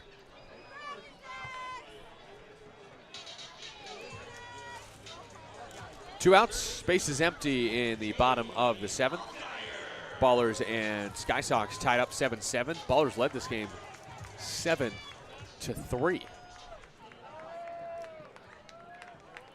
First pitch to Allgaier. Bounced through the left side. They were shifted against him. That would have been handled by the shortstop normally, but Allgaier has a single and a 2-hit game. And for Jake, that is his 2nd multi-hit game for the Ballers. First pitch single through the left side. Brings up Isai Santos, the leadoff man, with 2 down. That's the 11th hit of the game for the Oakland Ballers. 7 all. Sky Sox have 12 hits. First to Santos is in the dirt, but stopped by Chavez. This is the 5th at bat today for Santos. He is 1 for 4. He's just a .252 hitter, only 8 multi-hit games. Tie game in the bottom of the 7th, 7 all. 1-0 pitch from Velasquez. Santos takes a strike at the very bottom of the zone. Great pitch at 91, low inside corner from Velasquez. It's 1-1. Santos wearing the black shin guard on the front right leg. Velasquez with the hand in the blue glove at the belt. Misses outside, 2-1. Santos now on a 6-game hit streak with his first inning single. He does not have a hit since then. Since then, a strikeout, a flyout, and a ground out. 2-1 from Velasquez. Santos, broken bat flare into right field, base hit. Allgaier on his horse. He's going first to third. The throw from McKenzie is a dart, but it's offline. And there goes Allgaier. He's trying to score. Picked up by Velasquez, and he has no play. An error gives Oakland the lead on a mad dash to home. Allgaier scores to make it 8-7 Oakland in the 7th. Isai Santos comes through with a go-ahead single in the 7th inning. A 2-hit game, his 9th of the year. Santos flared it into right field and advanced to second on the lack of a throw home. Allgaier scores on the play. I think it's got to be an E9 on the throw from McKenzie. It is an unearned run and no RBI for Santos. Now it's Nick Leahy who takes a strike on the outer half. 0-1. Ballers lead 8-7, their first lead since the 5th inning when the Sky Sox tied it. Their 12th hit as well. Leahy watches outside, it's 1-1. So Isai Santos with the 2-hit game. He's been hot on a 6-game hit streak. Comes up with the go-ahead hit here in the 7th. 1-1, Velasquez fires. Leahy takes low, 2-1. 2 outs in the inning as well, and Santos comes through. Heads up base running from Jake Allgaier to not only go first to third and test the arm of McKenzie, but because McKenzie's throw evaded the third baseman Denton, who maybe should have done better to block the ball, Allgaier does well to score on the play. Leahy takes low and away. He's in a hitter's count. Can he increase the Ballers' slender 1-run lead here in the bottom of the 7th? 8-7 Ballers lead the Sky Sox here in West Oakland. Have to imagine Caleb Franzen in the pen, and then Connor Sullivan would follow him for the Ballers today, as Oakland looks to take the series lead 3-2 with back-to-back wins against Colorado Springs, second half upstarts of the Pioneer League. 3-1 pitch. Leahy takes in ball 4. It's a 2-out walk issued by Velasquez. Brings up Davis Druick, who struck out looking his last time, and so you know he's hungry for a hit here. 8-7 Oakland over Colorado Springs here in the bottom of the 7th inning. Jake Allgaier with the 2-out hit. Scored on an Isai Santos single all the way from first, because he went first to third, and the McKenzie, the right fielder, had a strong throw to third base that leaked away from Denton, far enough away to bring Allgaier home, whose heads-up base running is the reason that Oakland leads.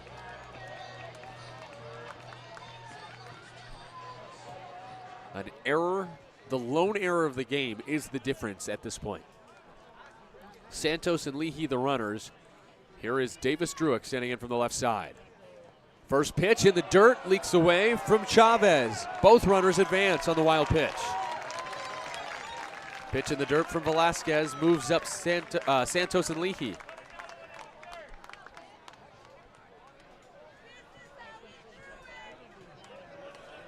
Someone in the stands just yelled, "This is how we Druick." I love that. This is how we Druick. That'll catch on real fast. And Druick takes a pitch low that's called a strike, and it did clip the bottom of the zone, and so Oakland's out of challenges. Oakland poor with the challenges today.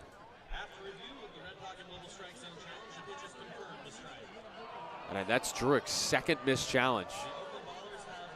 He's laughing about it, though, with Chavez.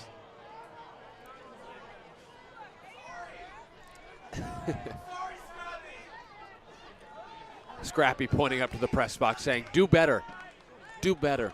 Rig the challenge system," Scrappy says. Man, if Scrappy were up here in the press box, we wouldn't know what to do. 1-1 to Druick. In the dirt again, stopped though this time by Chavez, rather. Velos is a catcher as well, but he's the DH today. 8-7, Ballers lead, bottom of the 7th. Runners at second and third after the wild pitch from Velasquez. Druick with a single today is 1 for 3. 2-1 toss. Druick, a late hack. That seemed like a late decision, and he missed. He got a breaking ball, and he swung over top of it. He struck out looking to end, or not to end. He struck out looking last time up. That was an inning ago. 2-2 with 2 outs from Velasquez. He steps off. You know that Druick does not want to go down looking again here. He knows he's out of challenges. He knows the pressure is on him here. So you have to imagine Velasquez will throw something out of the zone, whether it be a high fastball or a low breaking ball. 2-2 is a low breaking ball. In the dirt, Druick holds up at, no, the fastball at 92. 3-2. That was just yanked into the dirt by Velasquez. A walk puts Druick at first to load the bases for Harris. But Druick struck out looking last time. So at anything close, he's swinging this time. Velasquez with the cap twisted. Looks home. Fires. Outside corner. Strike 3 call. Druick challenges, but he's out of challenges.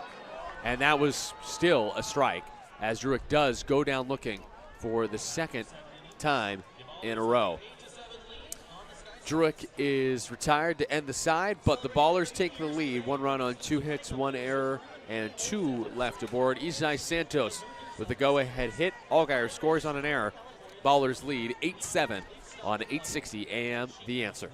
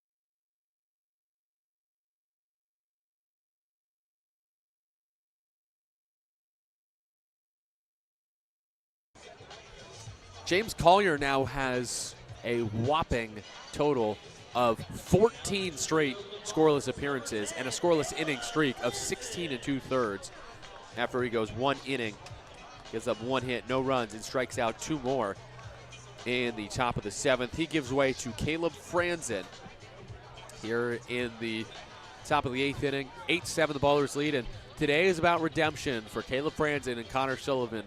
Those are probably the two. After Franzen, it'll probably be Sullivan to come out of the pen to protect this 8-7 lead after those two combined to blow a 6-run lead in the 9th on Thursday. Franzen to face Josiah Chavez to start the 8th, and he locates a strike. 0-1. This is Matt Fabian pinch hitting.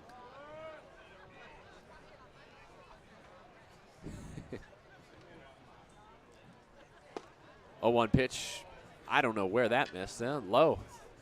Yeah, I got to give Jim Richens some credit. His zone has actually been pretty good. There's been a lot of missed challenges against him. He's got a pretty good sense of where his zone is.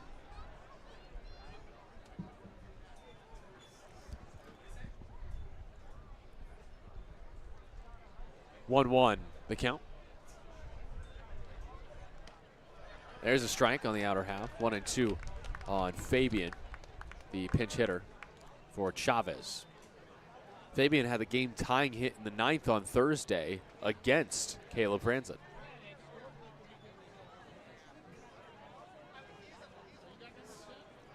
One-two toss from Franzen. Weekly hit, ground ball to third, picked up by Allgaier. Double clutch, throws on the run in time. One away. Not this time, Matt Fabia. Almost had another infield hit against Caleb Franzen. Instead, it's a 5-3 put out.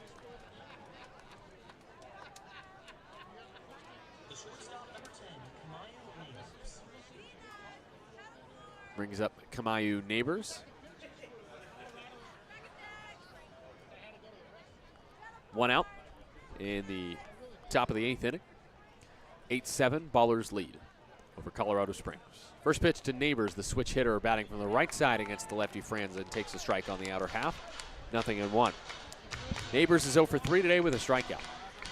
After Neighbors, it gets much tougher. You got to go to the top of this Colorado Springs lineup. 0-1 is low. 1-1. 8-7 lead for the Ballers here in the top of the 8th inning. One out, base is empty for Neighbors. 2 for 17 in the series, and Neighbors lines one past third and into left field. He has his 3rd professional hit, and Neighbors, who has some good speed, is aboard. He's 1 for 1 this series in his first professional series on the bases for stolen bases. He had 13 this year at Louisville. And now with 1 out in the inning, here is Brett Roberts, the leadoff man.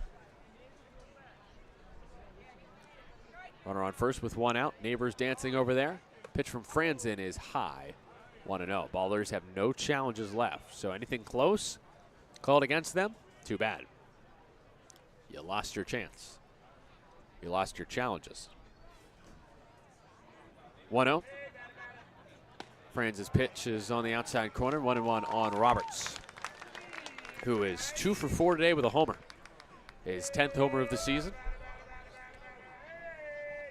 Signed by Colorado Springs on June 21st, so he's been with the team for a month now.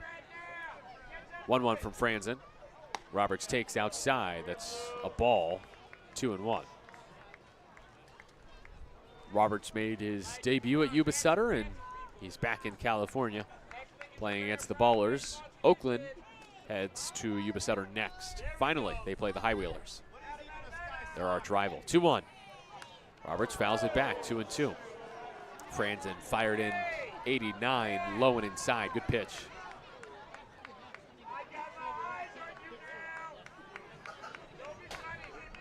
Roberts, the former draftee of the Miami Marlins in the 16th round. 569 career at bats in the minors. 2-2 from Franzen. Fouled away. Good breaking pitch. Tried to backdoor the righty Roberts, did the lefty Franzen. But it was over the outside part of the plate, close enough to where Roberts could reach it and poke it away. 2-2 with 1 out. In the top of the 8th, Ballers lead 8-7. Franzen set, runner goes. Pitch is bounced back to Franzen. His only play is to first. He overhands it there for out number 2. 1-3 put out. Neighbors advances to second as he was going on the play.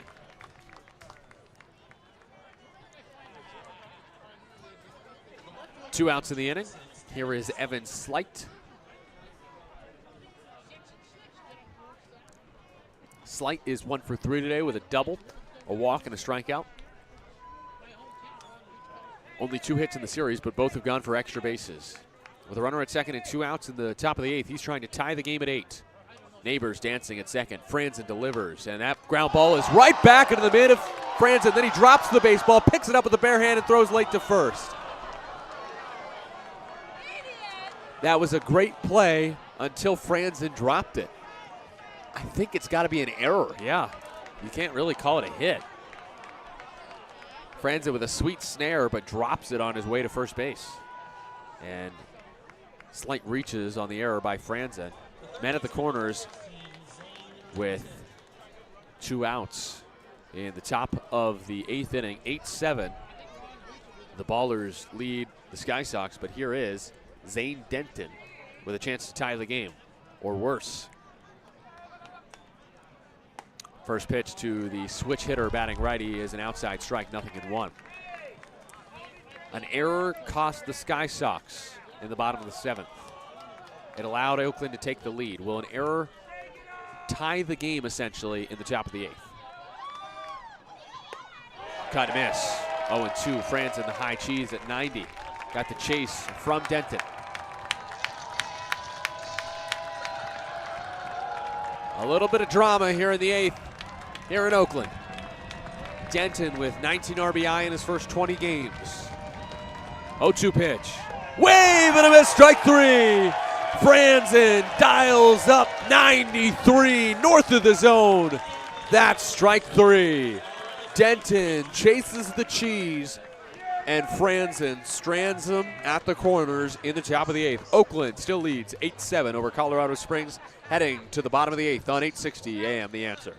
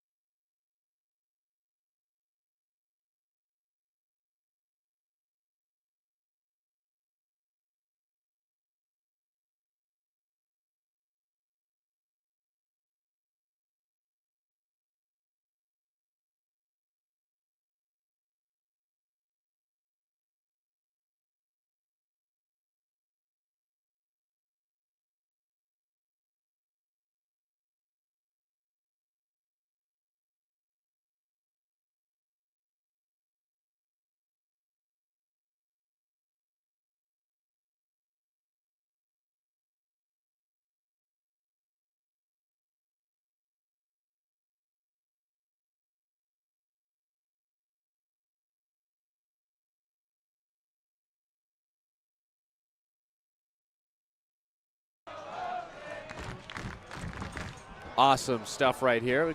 Ballers fan on the field flew all the way in from Liverpool, England, to attend the match today. Sorry, game.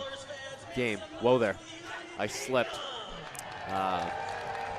Anyways, no runs, 1 hit, an error, 2 left in the top of the 8th as Caleb Franzen stranded runners at the corners for the Ballers in relief for Oakland. Checking on the catcher, it looks like Chavez is back in the game. Fabian had pinch hit. The second baseman, number 4, Danny Harris. So Chavez back behind the plate, and Harris is at the plate. Danny Harris will lead off the bottom of the 8th inning. Tight game here from Oakland. 8-7, Ballers lead the Sky Sox. I'm Nevada Cullen with Vince back in our 860 AM The Answer studios. Thanks for tuning in on this Saturday night. First pitch to Harris is a low outside strike from Velasquez.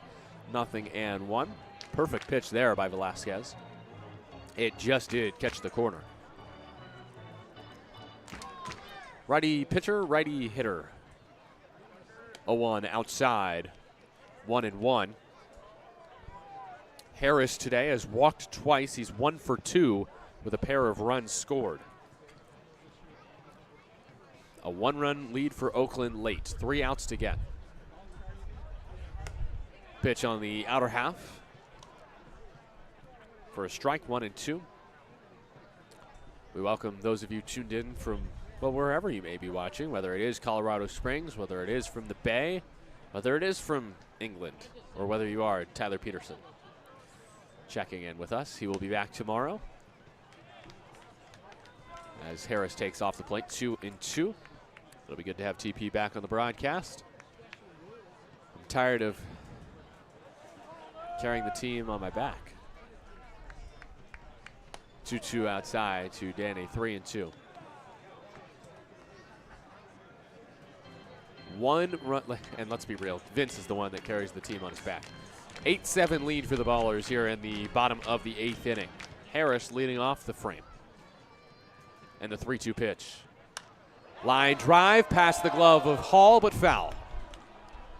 Smoked pass first by Harris, but just a foul ball. We've had some good games and some crazy games here at Ramadi Park this week between the Ballers and the Sky Sox. This is the best game so far. This is just a good battle with some really good bullpen arms coming out of the pen. Velasquez, the 5th pitcher today for Colorado Springs, and Oakland will use probably 6 pitchers today. Even though I guess it was a bullpen game for both teams because Iglite did not make it out of the third. Just dropped my scorebook. Another 3-2 pitch from Velasquez to Harris. And Harris hits a ground ball to second, fielded by Moody. His throw to first. Oh, did take Hall off the bag, but you could see Hall keep his foot on the bag just long enough to get the out there. 4-3 goes the put out. And that'll be all for Velasquez with a lefty coming up.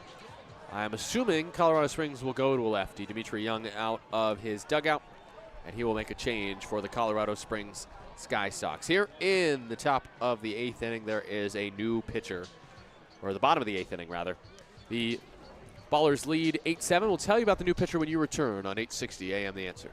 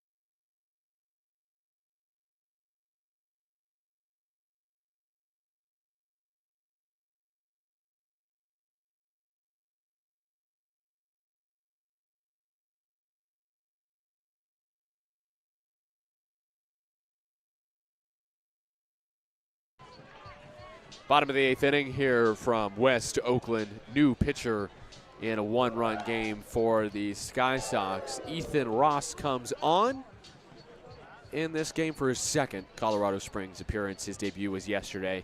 He gave up 2 hits and an earned run over 1 inning of work. A walk, a strikeout, a wild pitch. 24-year-old from California. Ross had a 9.84 ERA this season with Billings, his second year in Billings.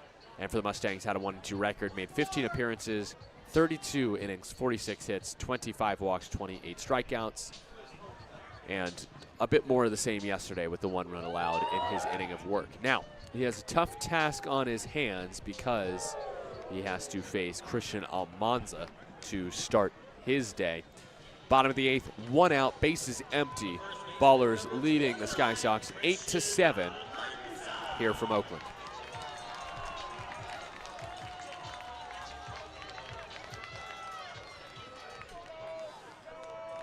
First pitch to Almanza is a strike, 0-1, as Ross fired in the fastball at 90 miles an hour right over the plate.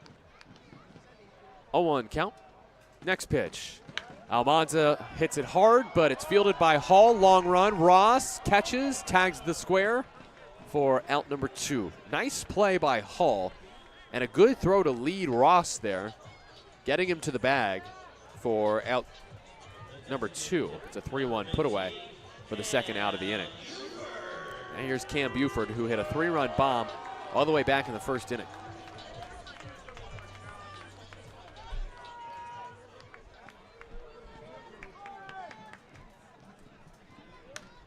There's a fly ball out to center field, pretty shallow. Roberts, medium deep, makes the catch for out number 3.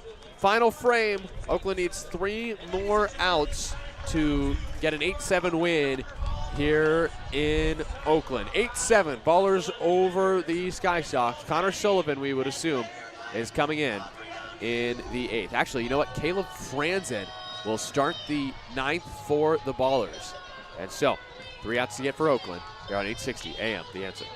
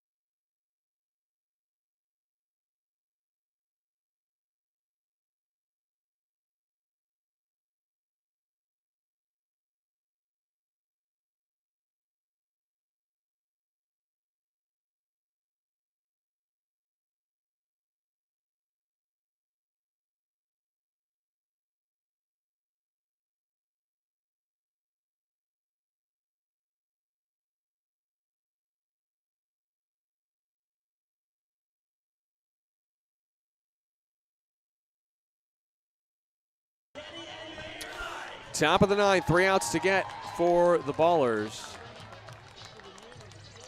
And it is Caleb Franzen who will maybe look to get a 6-out save.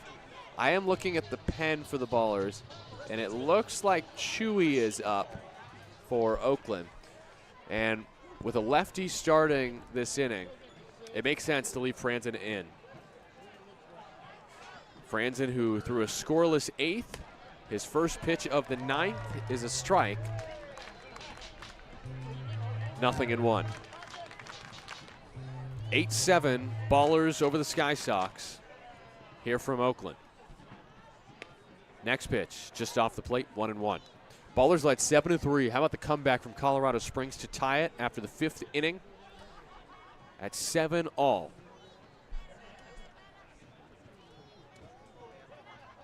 Pitch to Hall is cranked in the air to center field.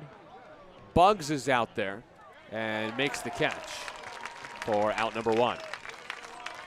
Lou Helmick is still in left field, and it looks like just a defensive substitution in center field. That was Darryl Bugs who made the catch in for Druick. With Bugs' ability as a defensive center fielder, you certainly understand the move. So 1 out in the inning. Here is TJ McKenzie. Franzen with 2 outs to get to try to lock down the save. Swing and a miss from McKenzie. 0-1. And now this is truly a chance for redemption for Caleb Franzen, because yes, Sully might have started Thursday, that 9th inning, and given up most of the runs, but Franzen was the one to technically blow the save. He came in a save situation with the bases loaded in an 8-4 game, and Franzen allowed Colorado Springs to tie it, and then they would win in a knockout round. And Franzen was hoping to get his first professional save in the game. 0-on high and away, 1-1. And now Franzen is attempting to get his first professional save just a couple days later, and finally getting some clean innings.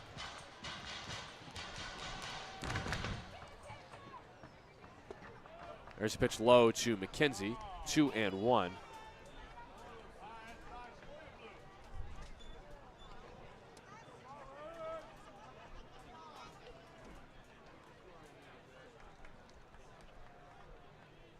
Two and 1. McKenzie with a swing and a drive. Right center field. This game is tied. TJ McKenzie with the opposite field solo bomb. And there will be a bottom of the 9th. As clutch as they come, TJ McKenzie with his 7th homer, his 3rd in the last 6 games, ties the game at 8 in the 9th. And 8-8 is the score. I'm having flashbacks to Thursday. That was the same score in which Colorado Springs came back to tie it. And unfortunately for Franzen, that's his 2nd blown save of the series. Now it's Kai Moody who takes a strike. 0-1.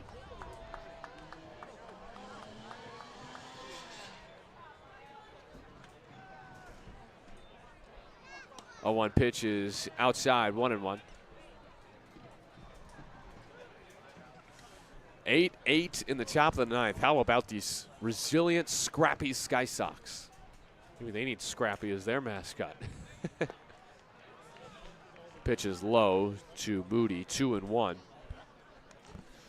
Now Colorado Springs, if we do reach a knockout round, would probably roll with Christian Hall again after his performance in both the knockout round and the home run derby today. Alain Lopez, the closer, warming again for the Sky Sox, as there's a ball laced to left field, but right at Lou Helmick for out number 2. Moody flies out.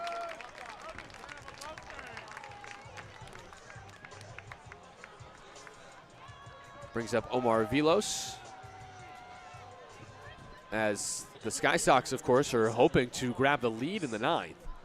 Otherwise, the Ballers in the bottom of the 9th inning will send 7, 8, and 9 to the plate to try and walk it off and give the Ballers their 2nd walk-off win of the year.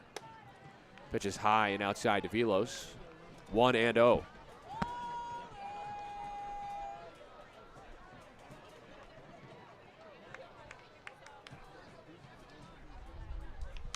Velos with a swing and a drive. Left field. Helmick at the wall. He makes the catch at the fence.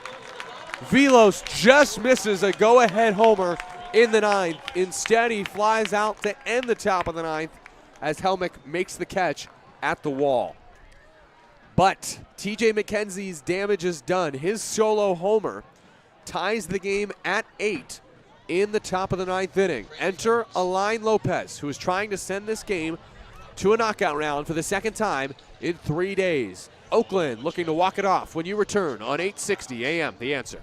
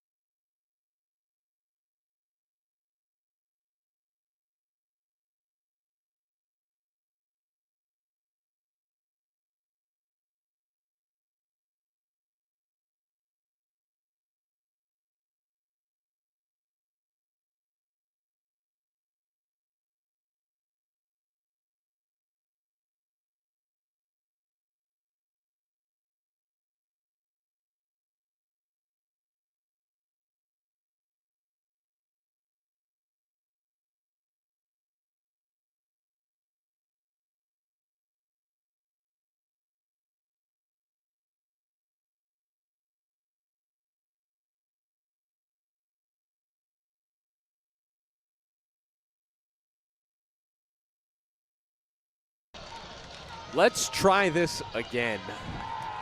8-8 bottom of the ninth. Sound familiar? That was the score on Thursday as Colorado Springs came back from down 8-2 to tie it in the ninth. Today it's just an 8-7 lead that they then tie the score and make 8-8 to send it to the bottom of the ninth. Then on Thursday, what happened? Well, Alain Lopez came on.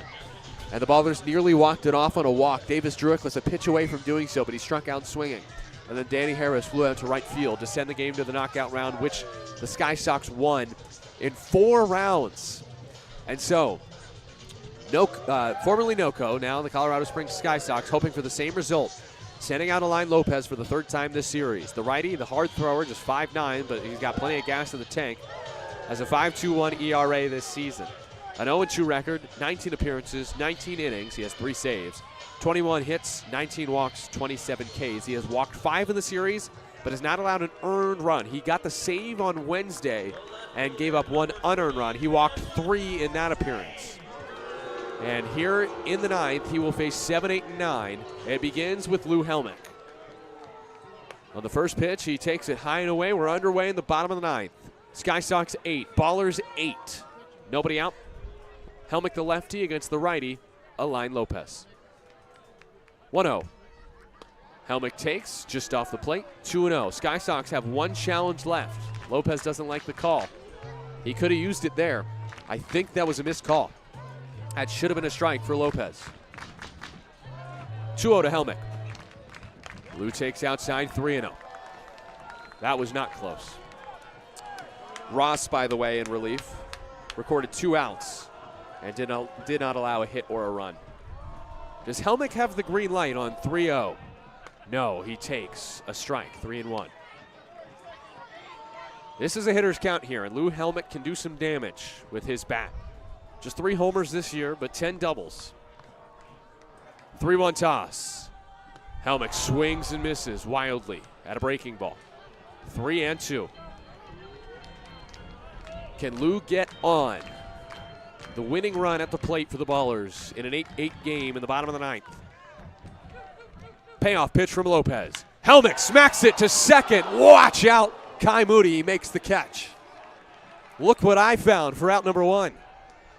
Helmick hit the snot out of the baseball, 101 off the bat. He took a 92-mile-an-hour fastball and turned it around, but Moody looked away and caught it in his mitt. 1 out. Here's Tremaine Cobb Jr. pinch hitting for Dylan Tatum here in the ninth. First pitch to Cobb is low and in. 1-0. Cobb on a 7-game hit streak. 8 for 15 this series, the right-handed hitter. The pride of Upper Marlboro, Maryland. Takes high for a ball. 2-0. If Cobb could get on, his speed could be crucial. He's got 13 stolen bases this year. Cobb has a .416 on-base percentage, .343 average. Cobb takes in 3-0. Lopez was 3-0 on Helmick, but came back and got him to eventually line out sharply to the second baseman, Moody. Crowd wants ball 4. Tremaine Cobb Jr. takes strike 1. A late half swing through 90, and I mean very late. It didn't even count as a swing. It's a looking strike. It's 3-1. Again, a hitter's count. Helmick pounced on what but lined out. Cobb takes strike 2. He thought it was ball 4, but it was at the bottom of the zone. A great pitch from Lopez. 91 at the knees from Lopez, and it's the second straight full count to start this inning. Helmick laced 92, but lined out. Cobb swings, powers it, straight away center field. Trey Cobb calls game. Walk it off, Oakland. A pinch hit, solo bomb to center. Flashbacks of opening day. 9-8 your final.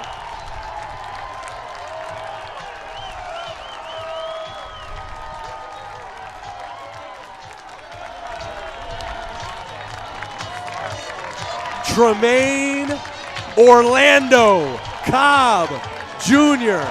ends it in style in Oakland. It's a cold night. He just got splashed with the Gatorade cooler. But even that cooler's not as cold as Trey Cobb. His 6th homer of the year extends his hit streak to 8 in the coolest of ways. I cannot wait to send it down to the field. Cobb, by the way, took a 93-mile-an-hour fastball at the top of the zone and hit it at 102 miles an hour off the bat. 397 feet to center field, a launch angle of 32 degrees. I think it's time to send it down to the field where Aubrey is with our hero. All right, Nevada, I'm here with our game winner, Tremaine Cobb. A pinch hit walk-off. Is that exactly what you were doing when you walked into the box? Is that what you were thinking? I was trying to get a good pitch to hit and get on base for my team. Absolutely, and you really worked that count. Tell me, is it tough being on the bench, coming out in a moment like that, and really making sure you deliver? Yeah, I hadn't swung like 4 hours. I was a little tired, but I mean, it is what it is. I mean, gave me just a hit, and I put a good swing on it. How important was this game? I know we're right in the middle of this back half of your guys' season, but wins like this, what does it mean to the Ballers?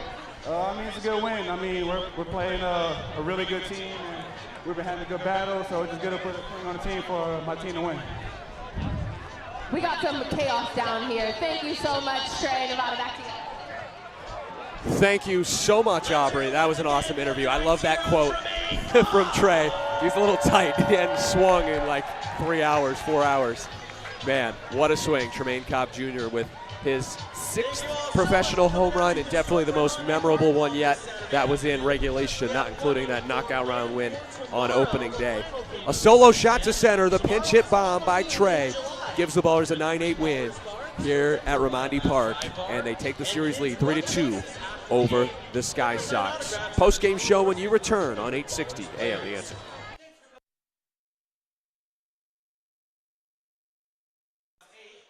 Two breaks, if that's cool with you. Awesome.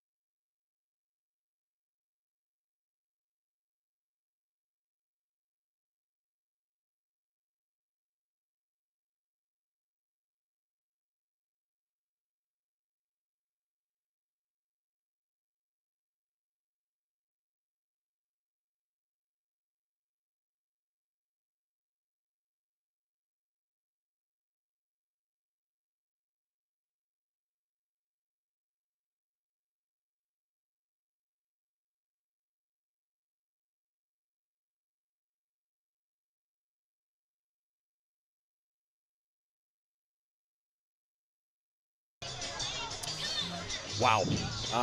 Okay. That was quite the finish.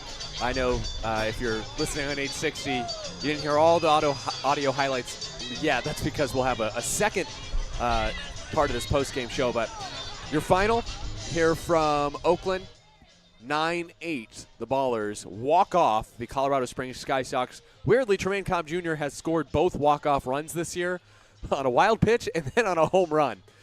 So, yeah, that was pretty cool.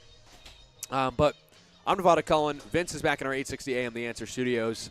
If we did have radio silence for a bit, as Tyler Peterson was telling me maybe we did, I do want to apologize for that.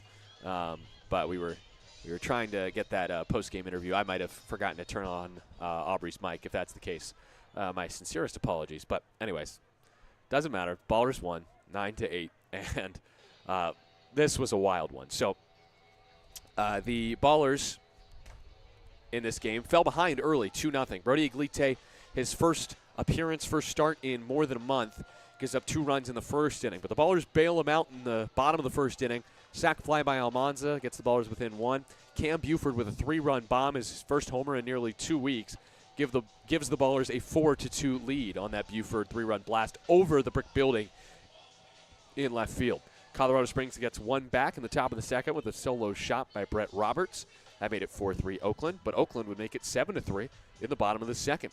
A wild pitch scored Danny Harris, an RBI single for Christian Almanza, played in another, and a Lou Helmick RBI double with Bip Roberts on the broadcast made it 7-3 Oakland. Colorado Springs would tie it, though. In the top of the third, they knocked Brody Iglite out of the game with an RBI double by Kai Moody and an RBI single by Omar Vilos. And then Colorado Springs in the top of the fifth against Adam Bogosian got 2 more runs on a 4-3 groundout and an Omar Vilos, again, RBI single. Vilos had himself a game for Colorado Springs with those 2 RBI knocks to tie the game at 7 in the fifth. No more, there was some controversy for sure, but no more runs scored, no more big plays until the bottom of the 7th inning, where Jake Allgaier had a single with 2 outs, and then Isai Santos singled him to third.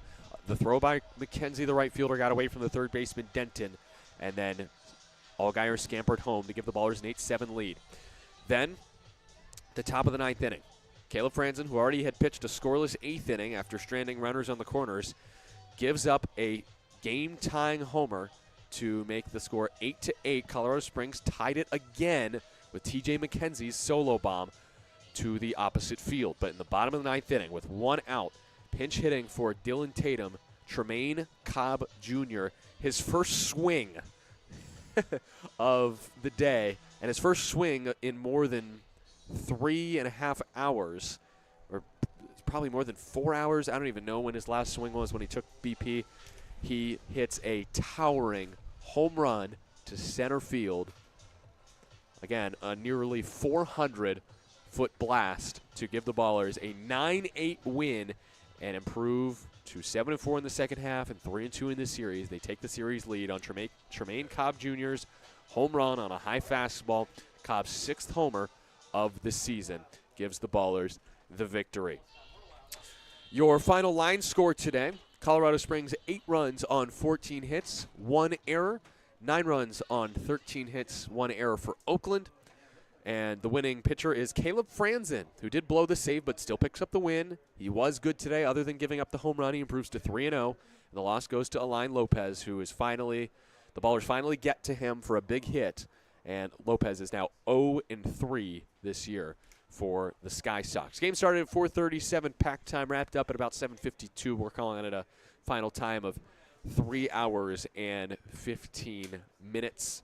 So just a shade over 3 hours here from West Oakland on this Saturday evening. Attendance of 2,102 on a 66-degree night. Mostly cloudy skies by the end. Sky Sox fall to 6-5 in the second half. Oakland improves to 7-4, and we will step aside on the postgame show. We will wrap up the postgame show with scores from around the Pioneer League and scores from around Major League Baseball when you return on 860 AM The Answer.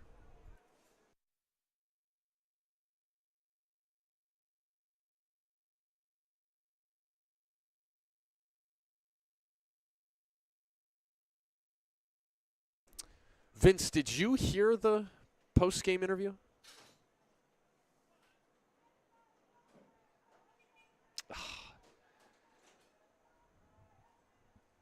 Dang.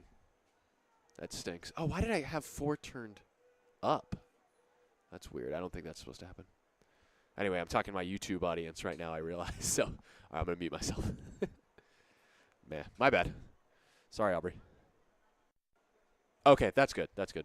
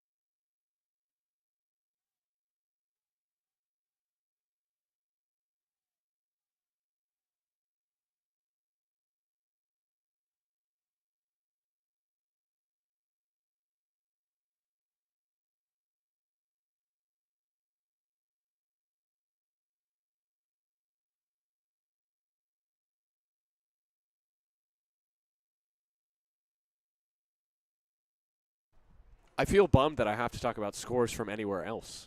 But here we are on the postgame show, and that's my job. So, again, I'm Nevada Cullen. Vince is back in our 860 AM, The Answer Studios. Thanks for tuning in on your Saturday night.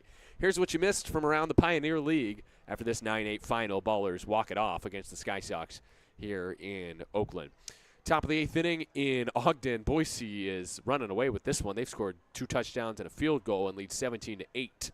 Top of the 8th inning from Colorado Springs. The Vibes have come back, and they lead 10-6 against the Yuba Sutter High Wheelers. But the High Wheelers aren't going away. They actually just made it 10-6 with an RBI double by Duarte. They have runners on the corners with 1 out in the top of the 8th inning, down 4. The Vibes were once down in this game 4-0. Now they lead 10-6. So good job, Vibes. Grand Junction Jackalopes lead the Idaho Falls Chuckers 10-6 in the bottom of the 6th. Bottom of the 4th from Great Falls, the Billings Mustangs lead 9-6. That's in the bottom of the 4th inning. I think I already said that. Oh, no. In Kalispell, the Missoula Paddleheads lead the Glacier Range Riders 15-0 in the bottom of the 6th inning. That is not great. And here's your Major League scores, your finals today. From Kansas City, a doubleheader. The Royals and Guardians split. Padres beat the Cardinals today 3-1. Red Sox beat the Dodgers 4-2. Garrett Crochet gets his 12th win of the year. Robert Suarez gets his 30th save for the Padres today. Failed to mention that. Marlins beat the Brewers 7-4. Cubs beat the White Sox 6-1 on the south side. Washington Nationals beat the Minnesota Twins 9-3. The A's beat the Astros today 5-1. Hunter Brown just his 5th loss. The Rangers beat the Braves 6-5 in walk-off fashion in the bottom of the 10th. The Reds beat the Rays 6-2 in Cincinnati. The Pirates blanked the D-backs 2-0. The Blue Jays, with an MLB best record of 63-42, beat the Tigers 6-1. That's not easy to do. Phillies beat the Yankees in New York 9-4. And your game's still going on. The Mariners lead the Angels in the bottom of the 5th 2-1. And in San Francisco, the Mets lead the Giants 2-1. Also, one game I failed to mention. The Orioles get their biggest shutout win in franchise history with an 18-0 beatdown of the Rockies, who could muster just 2 hits. Trevor Rogers, who was once laughed at, is now pitching to the tune of a 1.49 ERA for the Orioles this season. So those are your scores from around Major League Baseball. And your score here again, one final time. Oakland 9 and Colorado Springs 8. Tremaine Cobb Jr. with the heroic walk-off homer in the 9th. That does it for today's broadcast here from Oakland.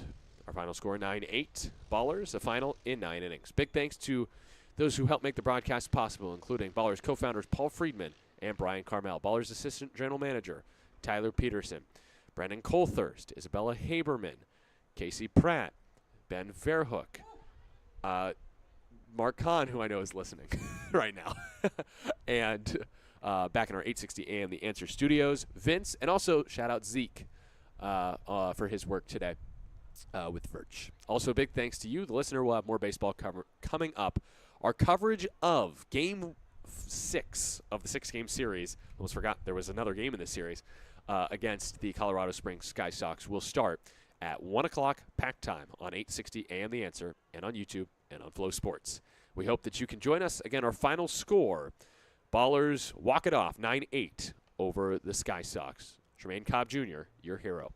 I'm Nevada Cullen saying so long, and thanks for listening to Oakland Ballers Baseball on 860 AM The Answer.